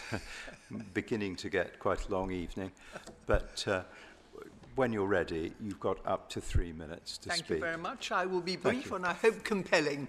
I live in Addison Court, number 23, and this is about building a pergola, a glass box, on the roof of Addison Court. Addison Court is an Art Deco building. We have no councillors here from Holland Ward, so you may not know it, but you may have seen it on television. Agatha Christie movies very often bring bodies out of our front door, so it's been seen many times. But this is quite a serious problem for us because the pictures submitted by the applicant, unfortunately, were taken when there were lots of leaves on the trees, so the relevant part of what you would see from the ground, not the aerial view have been shown, was not shown in the pictures. So if you looked at the entire set of pictures in the application, you wouldn't see it. I have a picture here, but of course I'm not allowed to show it to you because I can't produce any evidence here. This is a serious problem. The top part of the building, the 7th floor, a wing on either side, you can't see it from what you've just been shown. But what's being proposed here is that one wing will have this little glass box on and the other one won't. So basically it destroys the symmetry of the building. And this is quite important. The applicants, I think, want to extend their living area, and where they want to put this pergola is actually on a part of the common roof, which has been demised to them. But the little bit beyond, which you can't really see clearly from what you've been shown, is actually common property. So we have this weird situation where they're building a little box on the one little bit they can build a box on, or try to build a box on, which when you look at Addison Court, there will be this lovely outline, except on one side there won't be. We do try and enhance the area we live in because we live right opposite Addison Gardens. And we have trees, we have a hedge along the front, which we curve to match the curved hedge on the other side on Addison Gardens. So, and at the moment we have tulips and bluebells. So we do make an effort to comply with the pleasant area we live in. But this proposal is very unpleasant. There are 41 flats in this block, and I'm absolutely sure that 40 at least will be objecting to this because this really does damage the look of the building and of course damages values as well. Well, thank you very much indeed. I'm intrigued by that. In particular, the reference to Agatha Christie. This is presumably Poirot we're talking about, absolutely I would imagine. Good. colleagues, any questions? Actually, I've got a question here, which I'd just like your reaction to this. I mean, we have in our pack that there's an image. I mean, it's site location and an aerial image. And I agree that having something on the roof there might seem all a bit of a mess and a bit peculiar. But I would suggest, I mean, I don't know about you, I don't hang myself from a drone very often. So aerial views of substantial buildings are not really things that I would suggest most people see. The aerial view is irrelevant. This is the whole point about it. Okay. The only thing that's relevant is what you see from the ground, from the street opposite, right, where you would see this lump on one side and not on the other. Yes. So it's very distracting that they haven't actually shown you what it will look like from the street and when you look at the building. Right. So okay, no, I understand what you mean. So that's a matter of the local area and views from other privately owned buildings. Okay, colleagues, any questions? Councillor Hug. Just a matter of clarification. I'm just trying to look at these pictures here. You said it's on the roof. Am I right in saying it's not on the main roof? It's on what you might describe as a sort of patio roof on the rear wing. I would love to show you a picture, but I'm not allowed to, am I? No, sorry. This is a picture where you can see exactly what I'm talking about. What I'm just trying to say is, when you say the roof, do you mean the roof, the very top of the building, or do you mean the floor of the bit that juts out at the back? And I would display it as almost as a patio, because there's lots of other furniture on it now. Sir, this is my objection to the material you have been given to make this decision on, because it's perfectly clear to me that you're looking at the whole thing from the wrong angle. The point about it is that this perspex glass will be at the front of the building. So anybody standing in front of the building will see this blob of glass on one side, which alters the shape of the roof. Now, the roof of the three wings is slightly different in each case, but not on the two wings that face the front of the building, where this obstruction is going to show. The roof of the building is the three wings, but also there is some slightly higher roof over the central part of the building, where the lifts and the stairs are. Does that make some sort of sense? I mean, I do wish I could show you this, because you'd see what we're talking about if you could only look at this. May I do that? No. Can we go back on the photograph, please? Can we go back to site location and aerial image? And on the picture of our right, Sir, that's not showing you the problem. That is the problem. Do you mind if I finish, please? We're looking here at three legs of this building. Could you tell me, as I look at it, which leg this pergola is going to go on, please? You're looking at the northern wing, I think. No, you're not actually. I was hoping the officer would answer that, please. Thank you. Yes, I'm happy to answer. Actually, sir, you're not looking at where it's going to be at all. I think what you're looking at is, in fact, the eastern wing, and the pergola is going to be on the wing to the right over there, and it's going to be on the front on the other side. So, in fact, you can't actually see where it's going to be from that picture. It's got three wings. Yep. The one over there is the northern, this is the eastern, and I happen to live on the one that's the southern one. And so you can't see where it's going to be. Upper Addison Gardens is the road you can see disappearing down there, and this is Addison Road disappearing down here. It's not there. Thank you. So, yes, my understanding is that the pergola is proposed to be in this location here. I'm sorry, I don't understand you. What are you saying? Sorry, can you do that again? Yeah. That the pergola is proposed in this location on the roof. Where? Where the cursor is showing on the screen. Is it not showing? I can't see a cursor, I'm so sorry. Why is the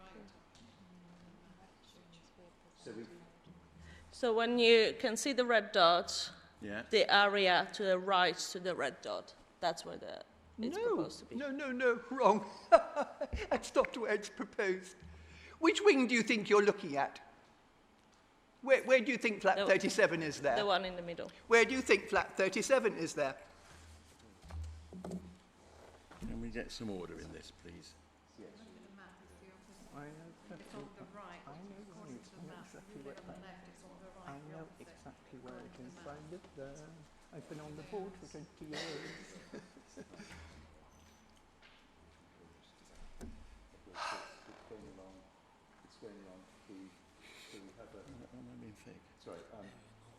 Thank you very much indeed for your comments. We will now pursue with officers, because it's important that we clarify what we're talking about here. Right, so Mr. Wade, sorry, Mr. Banks, you're saying that from the in our pack that it is an area that is to the side of the building. Looking at the aerial image, it's on the right-hand side of where that arrow thing is the red arrow is. Is that correct? Yes, that's correct. If you look at the image on the left, the red outline boundary is the flat in question. Right. Given the shape of the building, there's 3 wings, as noted. The central wing that points out is the one we're seeing in the image, pointing towards us.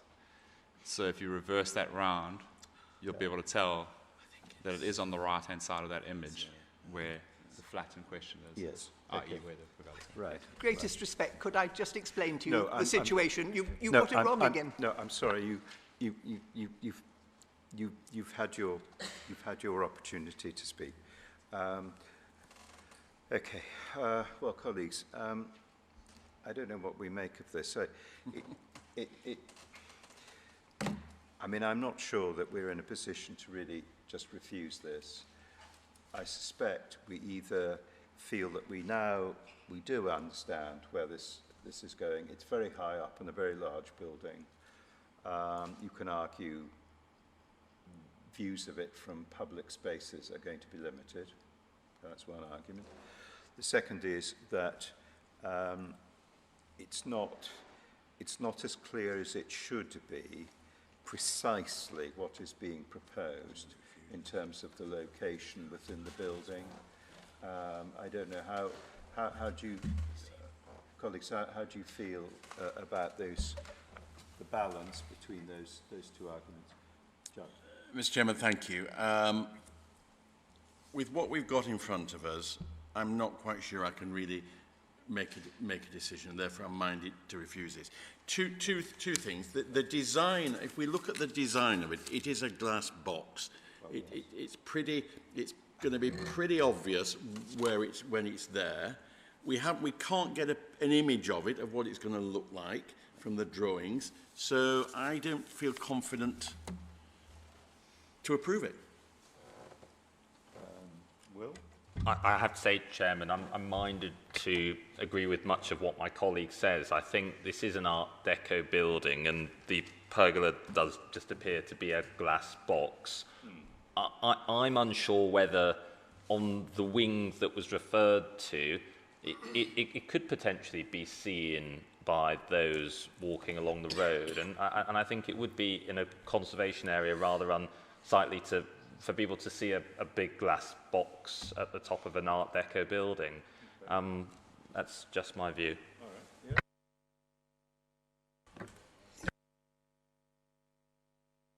I mean, during the course of this conversation, I've been sort of wavering. I think at the start, not having actually seen the location of it or understood it, I was minded to refuse because of the potential visibility from the street and other public locations. But then sort of looking at the photograph we have now, it appears to be in a location that isn't actually visible. But I cannot be 100% confident. I mean, I'd probably be minded to say we defer it until we have more information and clarity on what's actually being proposed. I think since we are unclear about the exact location and more information needed, deferral might be a good option. Deferring the case for further information. Okay, so let's try and progress this. So I think simply accepting the officer's recommendation to grant, I get the feeling that doesn't really have support. So we've got two options. We could defer it on the basis that we think adding roof structures to large, substantial buildings is relatively common, and that if we had proper drawings and we understood exactly what it was that we were being invited to agree to, that would be, might well be acceptable. On the other hand, we could say, no, we've seen enough. We've seen enough, and that we think this rather basic glass box structure on the top of an Art Deco building it should be refused, because it's obviously not in keeping with conservation area and that train of thought. So I'm going to put this to the vote. First of all, I'm going to put the officer recommendation to grant to the vote. So can I see those in favour of the officer recommendation, please? Can I see those against? Okay, thank you. Now I'm going to call, first of all, I will call for the recommendation to defer so that we can understand better what is happening. If that fails, then we would need to move, and there would be a presumption that there would be a majority in favour of refusing the application. So could I see those in favour of a deferral, please? Okay.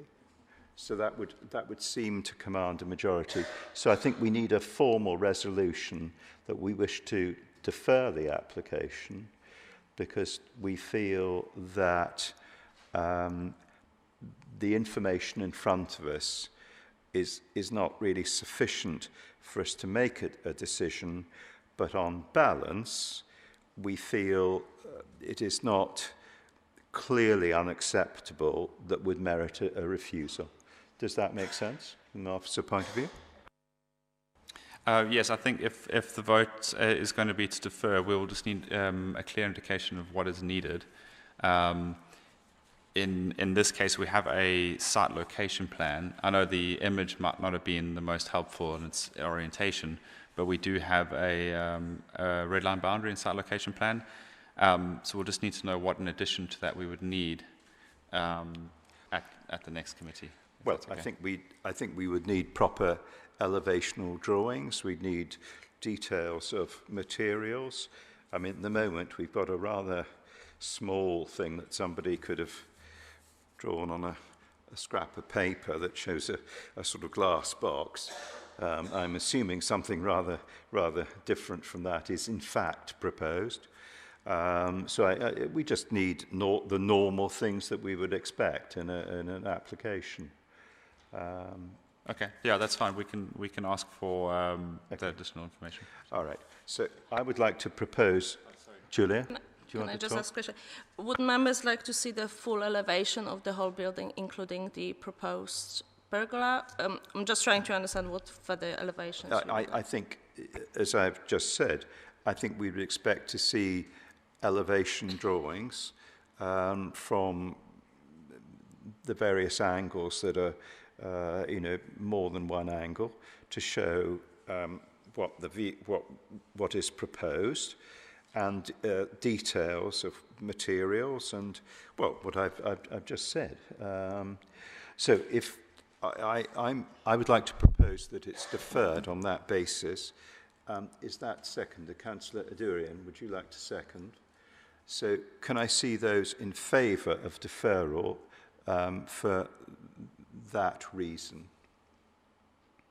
Those against? Okay, so the resolution to defer is carried by 3 votes to 2. Okay, thank you very much indeed.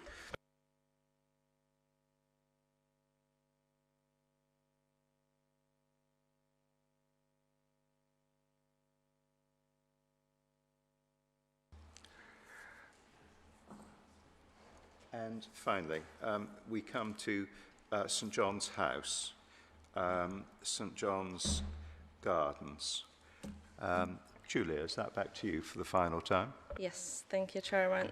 So this application is seeking planning permission for various extensions to a property and reconfiguration of the house into the existing 6 flats. They're proposing 6 flats. They're just proposing to rearrange them within the building. There's quite a lot of history on this side as well. There's been consented and implemented planning permission